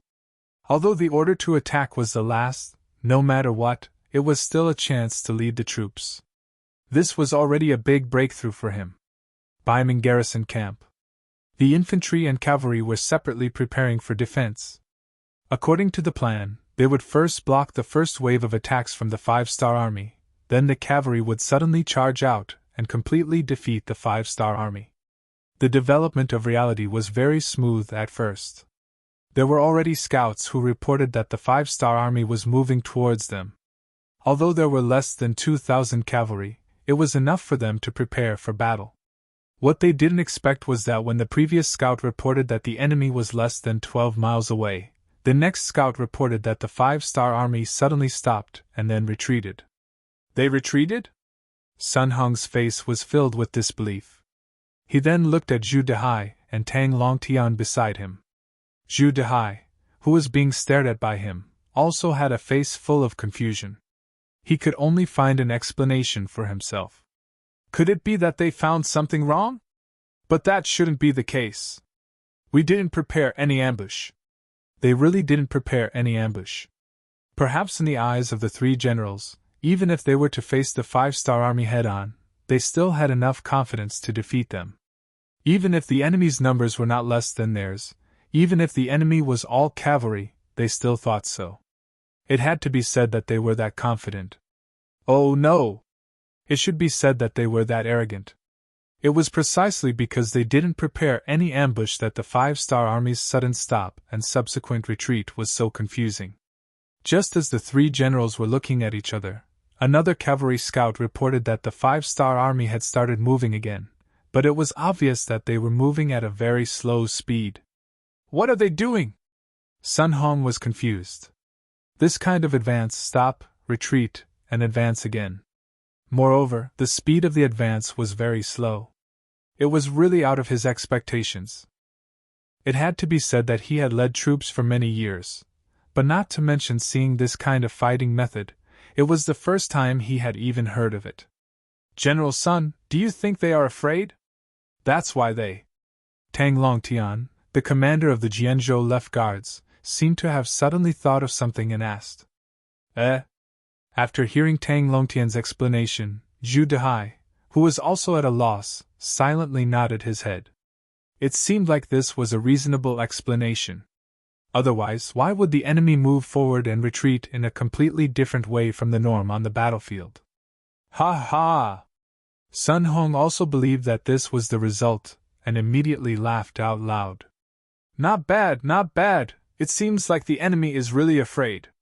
However, I believe that the general of the 5-star army is still very arrogant and wants to fight with us. Unfortunately, his soldiers are much smarter than him, so they are moving forward and retreating at the same time. Yes, it must be like this. If this is the case, victory is already on our side. Sun Hong was so happy and excited that Tang Longtian naturally laughed along with him. At the same time, he suggested an idea. General Sun, why don't we take the opportunity to kill our way out and seize victory while the enemy is hesitating? Sigh, no rush, no rush. Let them be anxious and afraid for a while. After a while, the time will be more ripe. At that time, we will be able to achieve victory in one go. Ha! Sun Hong laughed towards the sky, full of confidence. His laughter caused the surrounding generals to laugh as well. It was obvious that everyone's thoughts were the same as Sun Hong's. Amidst the laughter, the 3rd Regiment of the 3rd Cold Front Division was slowly advancing 10 miles ahead. Under the leadership of their regiment commander Chen Yang, their marching speed was extremely slow. It was already slower than walking by 5 minutes. The 1st Battalion commander Lu Qing rode beside Chen Yang, who was wearing a black cloak, with an envious expression on his face. The cloak was indeed very cool. Wearing it would unknowingly make one look very cool. Unfortunately, the requirement was that only the regiment commander and above could wear a cloak. Lu Qing was only a battalion commander, and had just been promoted from a company commander after the expansion. At this moment, he could only look at Chen Yang with envy. His gaze moved from the black cloak to Chen Yang. Lu Qing took the initiative to speak. Regiment commander, can we only lure the enemy this time? The division commander and the political commissar can lead the 1st and 2nd regiments into battle, right? Our mission. Lu Qing stopped halfway through his sentence. However, Chen Yang knew what he wanted to say. He turned his head to look at him and spoke in an extremely calm tone. We are in charge of luring the enemy. This is the military order of the 6th young master. Are you doubting the 6th young master? His voice wasn't very loud. In fact, only the two of them could hear him clearly. However, this sentence was enough to make Lu Qing's face turn pale. Cold sweat flowed down his body. No. I wouldn't dare. How could I doubt the 6th young master? Humph. Chen Yang knew that Lu Qing didn't have the guts to do so. Not only Lu Qing, but also no one in the army would dare to think that way. Otherwise, the 6th young master wouldn't even need to make a move. Alright, completing the mission is what we need to do. As for killing the enemy, the higher-ups will naturally arrange it. Besides, the order is very clear. We can enter the battlefield, but we can't do it so quickly. We need to see the performance of the 1st and 2nd regiments first. We can only attack 15 minutes after they start attacking. So, save up your strength and perform well when the time comes. Yes, regiment commander. When the time comes, you will see the performance of the 1st battalion.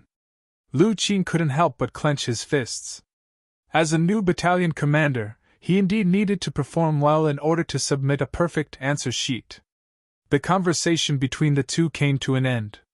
The two of them didn't have any doubts about the order they received. For example, why did they have to retreat after advancing for a while? For example, why did they have to slow down? Since it was an order given by the 6th young master, it must be correct and the most reasonable. In fact, it wasn't only Regiment Commander Chunyang who didn't think about this question. Even the other regimental commanders didn't think about this question. If they thought about it, they would think that the 6th young master delayed the attack in order to completely outflank the enemy. At this moment, it was already noon. The sun was moving towards the highest point in the sky and began to roast the earth. 5-Star Army's main camp. When the clock pointed to 10:30, the regiment commander of the 1st Regiment, Zhui Feng, and the 2nd Regiment commander, Lu Zhua, looked at each other and raised the sabers in their hands. Then 2 black cloaks rushed out. They each led 2,000 cavalrymen and rushed out of the camp. They directly charged towards the Ming army 20 miles away.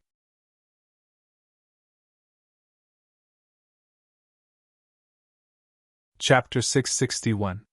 While the 2 reinforced regiments were moving out, there were 2 groups of cavalry slowly approaching from the north and south of the Liao River. The ones leading them were the 3 RD Division's commander Wu Xing and the division's political commissar Chen Bo. As division commanders, the color of their cloaks had already turned pure white, making them look much more handsome and valiant when they wore them. They had also become the symbol of the army. The 2 men walking at the front of the 2 groups looked at the time on their wristwatches as they walked. Thanks to the reconnaissance unit, they had excellent weapons that could kill enemies from hundreds of feet away. This allowed them to kill Ming scouts early on. Even when the 2 cavalry regiments arrived at the Liao River from the north and south, sealing off Ming's left and right paths of retreat, the enemy still didn't notice. At this point, the first step of the mission was completed. The next step was to wait. When the 1st and 2nd reinforced regiments suddenly appeared, they would seize the opportunity to attack Ming's army from the flanks. They would break through their defenses and cause chaos in their ranks. This would help the 1st and 2nd reinforced regiments gain control of the battle and obtain the final victory. In short, this time, they would play the supporting role and help the 1st and 2nd reinforced regiments complete the final attack. From this order alone, it could be seen that Yang Qindong had put a lot of thought into the 1st and 2nd reinforced regiments. In order to increase their combat strength, he actually made the entire 3rd Division play the role of supporting troops. The time for the final attack was getting closer and closer. Wu Xing led the 1st Regiment to the north, while Chen Bo led the 2nd Regiment to the south. They had completely surrounded the Ming army. Right at this moment, the ground began to tremble. The experienced cavalry knew that this was caused by a large group of cavalry approaching. At the front of the battlefield, Zhui Feng and Lu Zhua each led a reinforced regiment and rushed over. During this time, they overtook the 3rd Division's 3rd Regiment that was in charge of attracting the enemy's attention. Then, without stopping, they rushed towards Bai Ming's main camp. In the center of Bai Ming's army, Sun Hong and the other generals also felt the ground tremble. The scouts in charge of gathering information also returned and reported that there were at least 4,000 to 5,000 5-star army cavalry rapidly approaching them. A great battle was on the verge of breaking out. It was inevitable. Sun Honggon sat on the horse without any panic. All of this was part of his plan. After all, in a battle between two armies, there would always be one side that would charge first. General Zhu, when the battle starts, please lead 2,000 infantrymen to attack the enemy from the left. This general will lead 2,000 cavalrymen to attack the enemy from the right. I'll have to trouble General Tang to take charge of the middle corps. Are you all okay with that? Sun Hong glanced left and right before his gaze landed on Generals Zhu Dehai and Tang Longtian. Even though Sun Hong's position was the highest among them, the commander of the Jian Province Guards, a major 3rd rank existence, while the other two were minor 3rd rank and major 4th rank military officials, both of them far inferior to him. But after all, they were not from the same institution. They could choose to listen to his arrangements, or they could choose to act on their own. This was the reason why he was so polite. Understood. Fortunately, before the great battle, the three of them had already sat down together to discuss tactics and tactics. They agreed that Sun Hong would be the leader, so now, there naturally wouldn't be any problems. They cupped their fists and agreed. Very good. Then have the infantrymen make preparations to intercept the war horses. We have to stop them no matter what. Let these cavalrymen know just how insignificant their strength is when facing our Bai Ming's army, just how small their strength is, and just how small their strength is. Meanwhile, with only one person blocking their first wave of attacks, the other side are all new recruits, so their morale will definitely take a hit. They won't be far from becoming a defeated army. Sun Hong's face was full of high spirits. This time, they couldn't head to the front lines to fight Walla to the death, so they would just display their skills by the Liao River. After Sun Hong's voice fell, General Tang Longtian, who was in charge of commanding the infantrymen, immediately pulled out his sword and pointed it to the sky. He shouted loudly, "So infantrymen, listen to my orders and prepare for battle." A deafening sound began to ring out continuously. 1,000 shield-wielding soldiers with iron shields gathered in the center of the battlefield. From afar they looked like a black flood of steel, forming an iron wall, blocking the path of the 5-star army's cavalrymen. In front of this black iron wall, there were 1,000 Bai Ming soldiers setting up stakes and other objects. Behind the black iron wall, 1,000 archers also stood in rows, holding strong bows in their hands and carrying quivers of arrows on their backs. They looked like they were ready to draw their bows and shoot at any time to attack the 5-star army's cavalrymen. On both sides of the black iron wall, there were northern Ming soldiers armed with large sabers and long spears. Their mission was to charge forward like a dog that had seen a bone once an enemy fell off their horse and cut them into pieces in the shortest time possible. This was the formation used by Bai Ming infantrymen against cavalrymen. It was imitating the formation of the Southern Dynasty's founding emperor, Liu Yu. In the past, when facing the powerful Northern Wei cavalrymen, Liu Yu had 700 soldiers go ashore and the Yanhe River tribe set up hundreds of chariots to defend against the cavalrymen's charge. The two ends of the chariot formation were curved like a crescent moon. This was the formation that people loved to talk about. Because they didn't have chariots, the Bai Ming soldiers used stakes and shields to replace them. Although the effect might not be as good, as long as they could block the first charge of the 5-star army cavalry, they would be in a stalemate. The cavalry led by General Sun Hong and General Zhu Dehai would then surround them from both sides. In the end, they would ambush the enemy cavalry from all sides and kill them. It could be said that the Bai Ming soldiers had made sufficient preparations this time. They looked like they wanted to hold back the 5-star army. If the cavalrymen weren't prepared, once they entered the formation, it would be very difficult for them to escape. However, the problem was that the 5-star army's cavalrymen weren't prepared. The Bai Ming army's formation had already been set up. Sun Hong and Zhu Dehai each led 2,000 cavalrymen to surround the enemy from both sides. The vanguard of the Five-Star Army's cavalrymen could be seen with the naked eye. They were constantly approaching the center of the battlefield, and were getting closer and closer to the Ming army's archers. Kill! Kill with me! Zhui Feng took the lead. Just like his name, he became the vanguard of the charge. Even the 2nd Regiment's commander, Lu Zhua, was at least 200 meters away from him. Archers, get ready! Tang Longtian, who was in the middle of the formation, saw the enemy cavalrymen getting closer and closer. When they were about to enter the archers' shooting range, he raised his right arm and looked like he was ready to fire at any moment. The 1,000 northern Ming archers also quickly drew their bows and aimed at the front. Once the order was given, they would release the arrows in their hands and kill the enemy. The atmosphere on the battlefield had become extremely tense. As the Five-Star Army's cavalrymen got closer and closer, the atmosphere became even more tense. It was like a taut bowstring that could break at any moment. This is the time. Blow the bugle call! Wu Xing, who had already moved to the north and south sides of the Ming army, used his binoculars to see all the movements on the battlefield. When he saw that the battle was about to begin, he gave the order to charge to the 5 officers who had been waiting for a long time. Beep beep beep beep beep. The loud bugle call suddenly sounded and broke the silence between heaven and earth. Then the bugle call sounded and 3,000 cavalrymen suddenly charged into the battlefield from the north and south.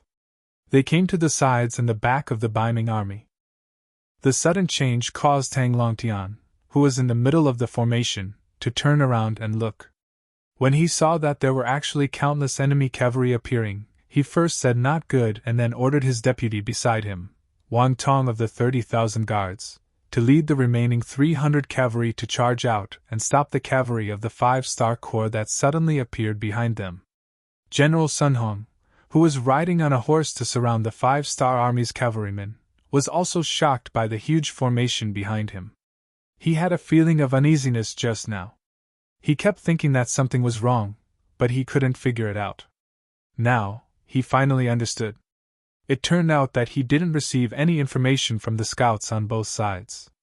He didn't even see them. It turned out that they were killed by the Five-Star Army. How did they do it? Those who could become scouts were smart and agile. It was understandable that 1 or 2 of them were killed. He sent out a total of 32 scouts on both sides. Why didn't any of them come back to report? A big question mark appeared in his heart. However, it wasn't the time to think about these things. What he needed to do now was to win in the chaos. Since there were already enemy cavalrymen behind him, even if he went back now, he wouldn't be able to avoid losses. He might as well go according to his original plan and kill them. As long as he could heavily injure or eliminate the Five-Star Army's cavalrymen, he would be able to retreat and deal with the enemy behind him. Originally, he wanted to wait for the enemy to enter the infantry formation. He wanted to wait until both sides were in a stalemate before making his move. But now, it seemed that he couldn't wait anymore. Since that was the case, he could only attack first. Sun Hong quickly made a decision. The 2,000 cavalrymen who were originally moving slowly started to move under his command. They suddenly accelerated and charged towards the Five-Star Army's cavalrymen. But just as they rushed forward, an even bigger problem appeared. Strong rays of sunlight shone into their eyes, causing them to close their eyes involuntarily. They couldn't even see what was happening in front of them. How could they fight this battle? Sun Hong was also unable to see the situation in front of him because of the strong sunlight. He couldn't help but think in his heart, could it be that even the heavens want to take care of the Five-Star Army? How could he have known that Yang Qindong intentionally launched his attack 4 hours later? The effect was finally revealed. It was noon, so the side facing the sunlight would naturally suffer a great loss. This was also the reason why the cavalrymen of the 3 divisions would sometimes advance and sometimes retreat. They wanted to drag out the time until the sun was high up in the sky. When the sunlight was absolutely effective, they would launch their attack. Chapter 662. The sun is too bright, I can't see anything. Not good, I can only ride with my head down. I can't see the situation in front of me. The cavalry below had only just sped up when all sorts of questions were sent back.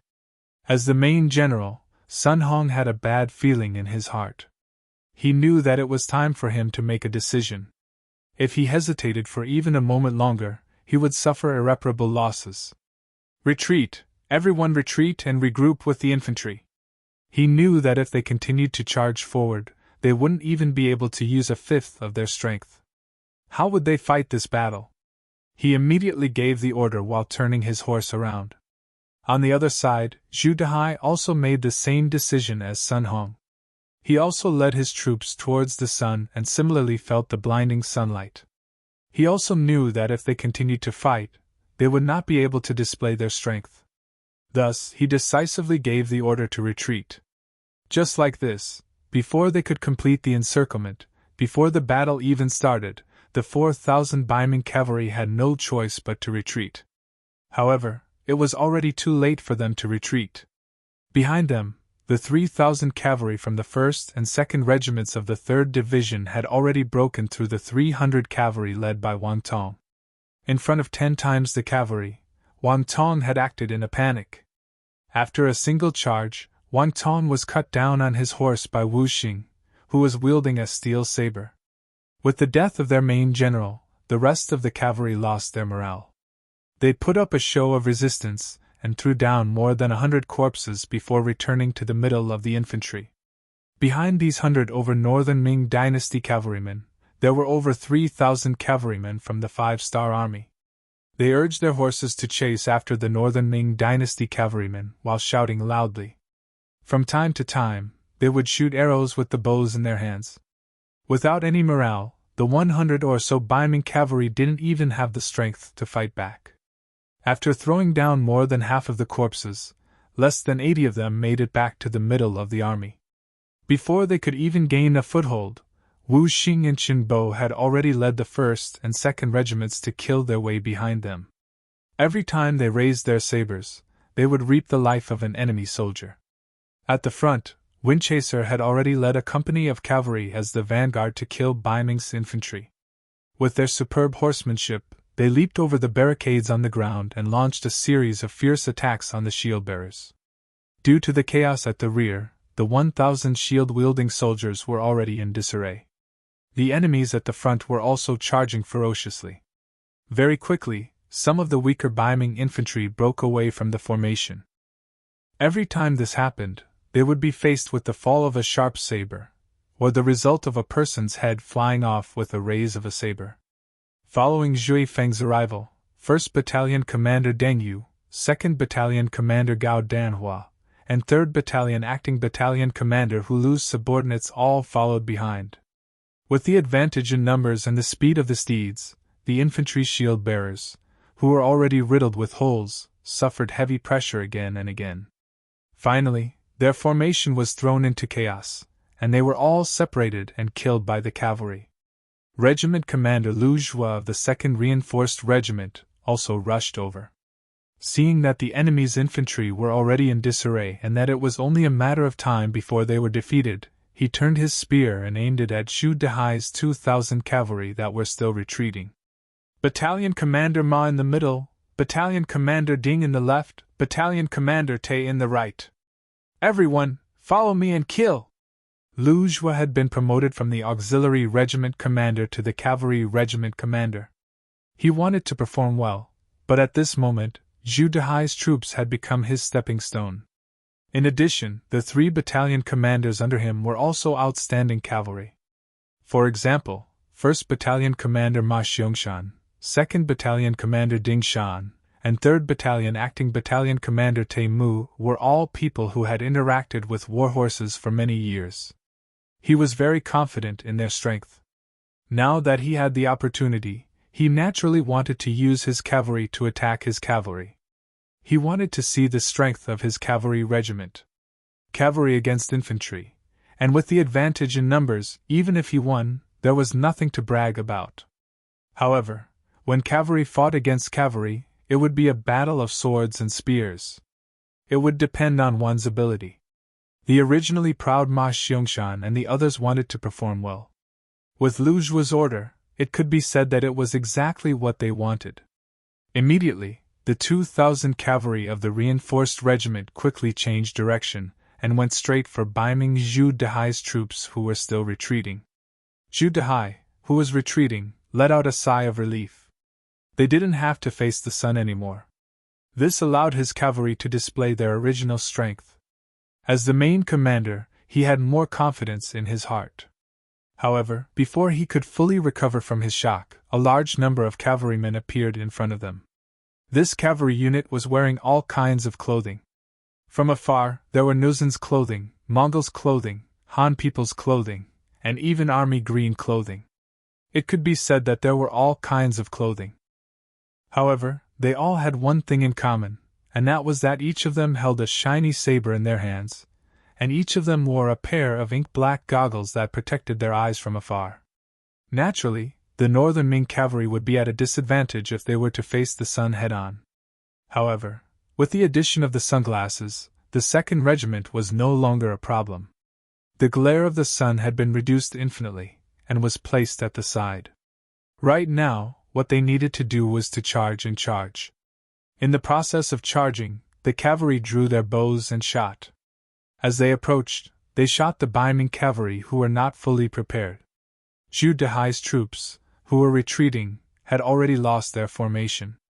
Not to say that their formation was in chaos, but it was not too far off. Perhaps if they were given a certain amount of time, they could reorganize their troops.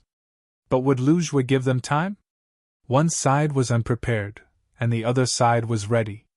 One side was retreating in panic, and the other side was advancing bravely. Although the number of cavalry on both sides was the same, there were 2,000 cavalry. But the difference between being prepared and not being prepared was very big. So much so that before the cavalry of both sides officially came into contact, arrows rained down like raindrops. No less than 100 people in the vanguard of the Baiming cavalry were shot and fell from their horses. And this was just the beginning of the contest. When Ma Xiongfeng led the 1st Battalion to charge into the Baiming cavalry unit, and when Dingshan's 2nd Battalion and Tai Mu's 3rd Battalion stabbed into the Baiming army's formation like two sharp knives, Zhu Dehai's face finally showed a look of fear. At this moment, he realized that the cavalry under his command had become a pot of porridge. They didn't know where to charge and what to do. The steel cavalry sabers and ordinary cavalry sabers began the first round of clashes, followed by the 2nd round, 3rd round, and 4th round. After 4 rounds, the panicked and unprepared Baiming cavalry suffered great losses. About 1/7 of the cavalry was cut off from their horses. But what was even worse was that after 4 rounds of clashes, some of the cavalry sabers in the hands of the Baiming cavalry actually showed signs of breaking. The slightly better ones also had large gaps. If you want to attack first, you must first sharpen your weapon. Originally, they were not prepared enough. Now that the enemy had taken the initiative, they were caught unprepared. Then, their weapons were not as sharp and durable as the enemy's. Some of the Baiming cavalry, although still seated on their horses, had nothing in their hands that could be used. Some were broken sabers, and some were even bare-handed. How were they going to fight the following battle? Retreat! Shocked by the strength of the 5-star army, shocked by the sharpness of the enemy's cavalry sabers, Zhu Dehai, who was protected by a dozen bodyguards, saw that his strength was not as good as the enemy's. He turned his horse around and madly galloped back. At this time, Zhu Dehai was very familiar with Sun Tzu's art of war. The last of the 36 stratagems was to run. If you can't win, run. This was the best example. At this time, Zhu Dehai was completely dizzy. He had already forgotten that once he turned around, he would be facing the glaring sunlight. But at this time, he had completely forgotten all of this. There was only one voice in his mind, and that was to run. As long as he could escape, he might have a chance to live. The situation was not good, so he turned around and ran without hesitation. Zhu Dehai still had a very decisive heart. But his luck was really too bad. After running against the sunlight for a few li, a large army suddenly appeared in front of him. Because of the light, he only saw the enemy swarming towards him when he was less than 2 li away. The dust that covered the sky and covered the sun was flying. It was the cavalry led by the 3rd Division's 3rd Regiment, the Spring Sun Division, and the Independent Regiment Tiger's Mane. There were close to 3,000 people. According to Yang Qindong's orders, they had set off 15 minutes later. As if they were afraid that the enemy would be wiped out, from the beginning of the charge, the two cavalry forces were racing against each other, afraid that they would be one step slower than the enemy. Originally, after 15 minutes, the two reinforced regiments, the 1st and 2nd Divisions of the 3rd Division, by Ming's army would have been defeated. If they were lucky, they might be able to clean up the mess. But never would they have thought that before they even reached the battlefield, they would already see the enemy. Although there weren't many of them, only a few hundred cavalry, in the eyes of the Spring Sun and Tiger's Mane, they were already a piece of juicy meat. Independent Regiment, charge with me. Tiger's Mane laughed heartily. He kept urging his warhorse to charge towards Zhu Dehai's troops. Regiment Commander, what do we do? The 1st Battalion's commander Lu Qing urged his horse to Spring Sun's side. His face was filled with anxiety. What do we do? Of course we have to go. There is no such thing as superior and inferior on the battlefield, hee. Spring Sun laughed wildly. By the time he finished speaking, he had already charged out on his warhorse. Tiger's Mane was his superior. Even his division commander, Wu Sheng, respected him. But this was the battlefield. There was no such thing as modesty when killing the enemy. Seeing the regiment commander dashing out without any hesitation, Battalion Commander Lu Qing laughed out loud and followed after him. The soldiers of the 3rd Regiment also yelled and shouted as they charged forward with their sabers in hand.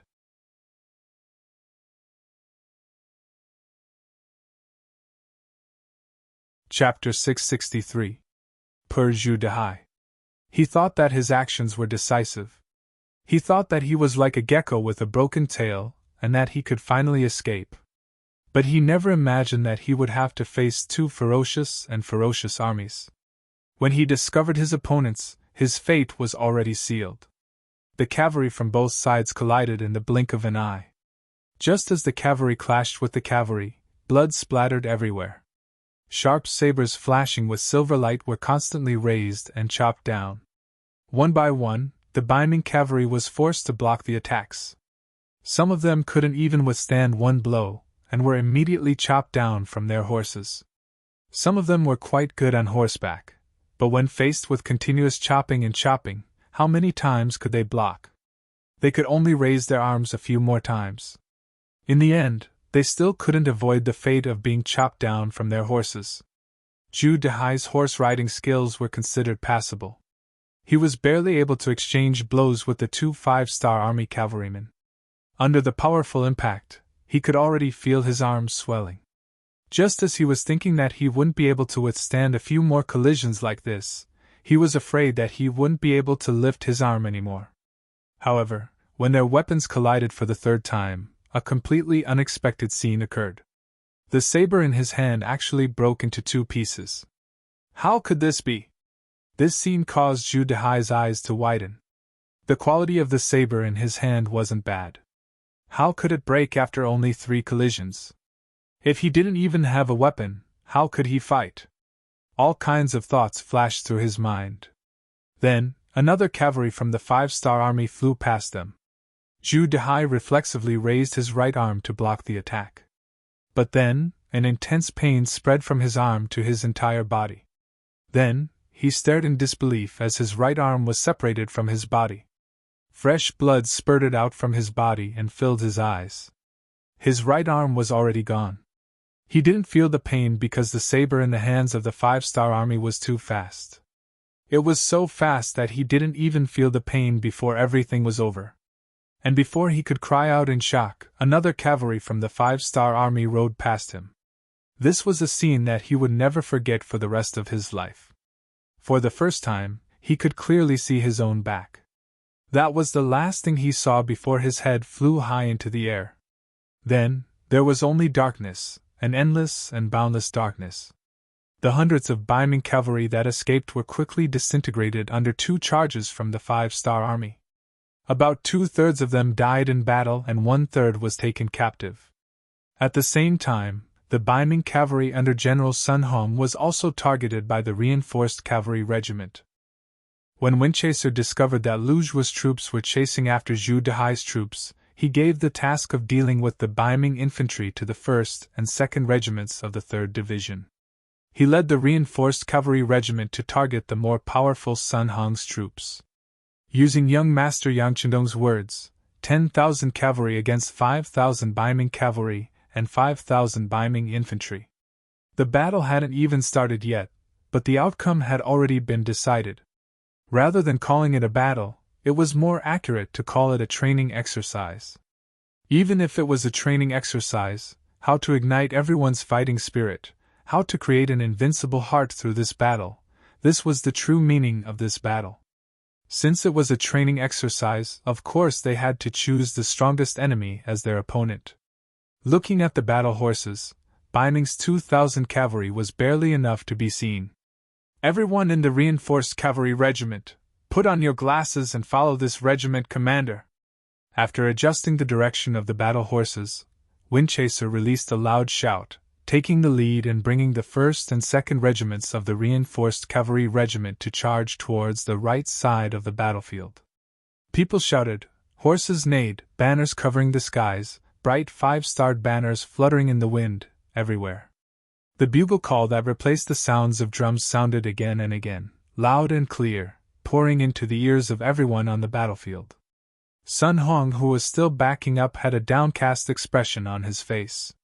He ignored the direction of the sunlight, placing him in a completely passive state from the very start of the battle. He knew that he was going to suffer greatly today. However, he still didn't believe that he would lose, just that his losses would be a bit more serious.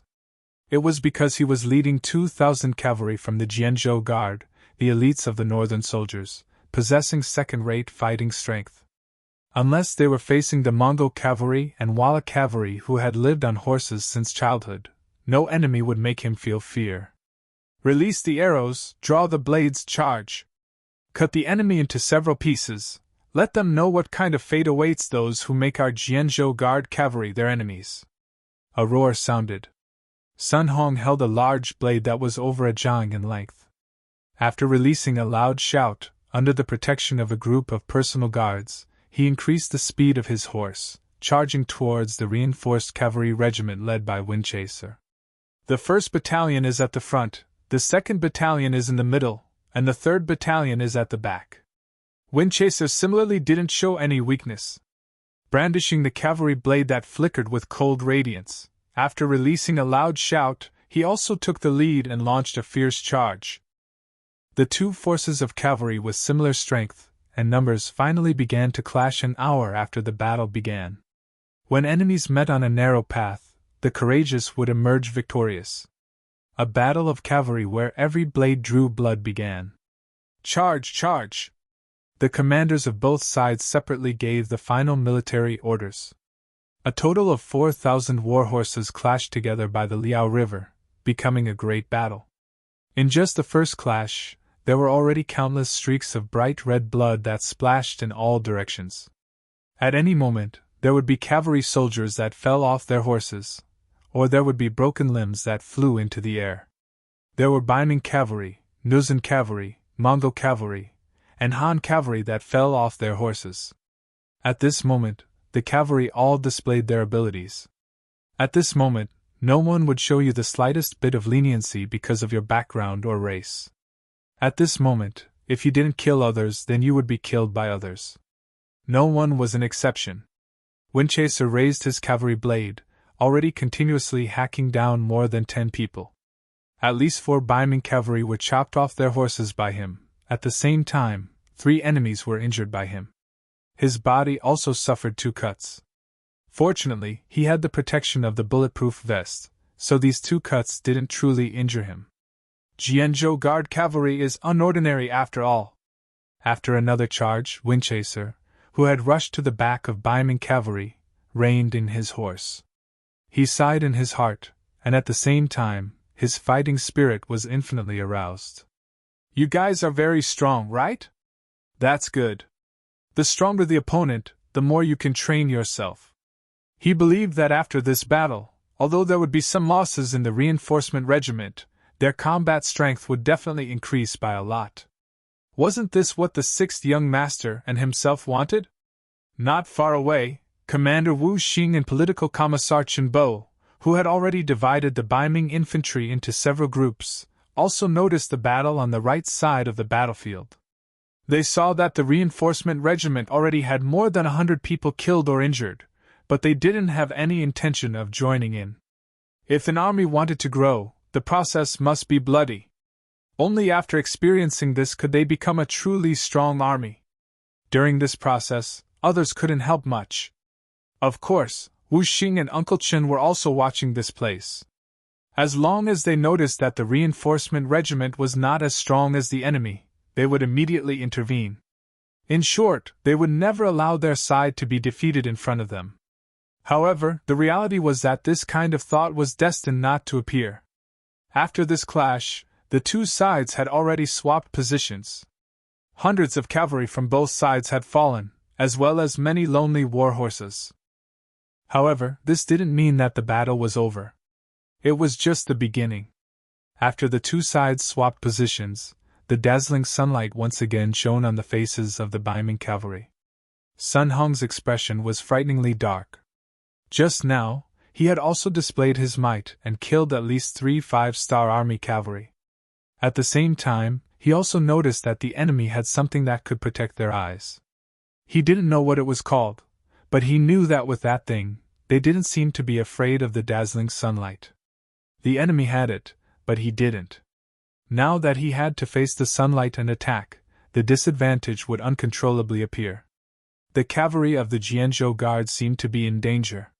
While Sun Hong was hesitating, the cavalry of the 5-star army cavalry on the opposite side once again charged over.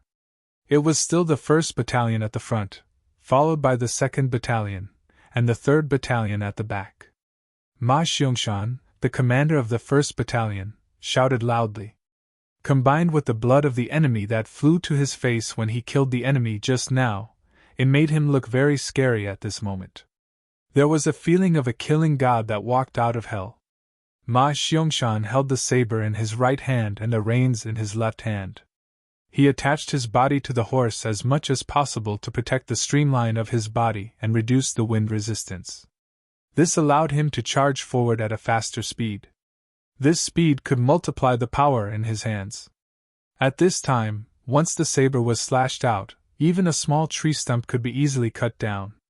This was the power of the combination of speed and sharpness of the saber.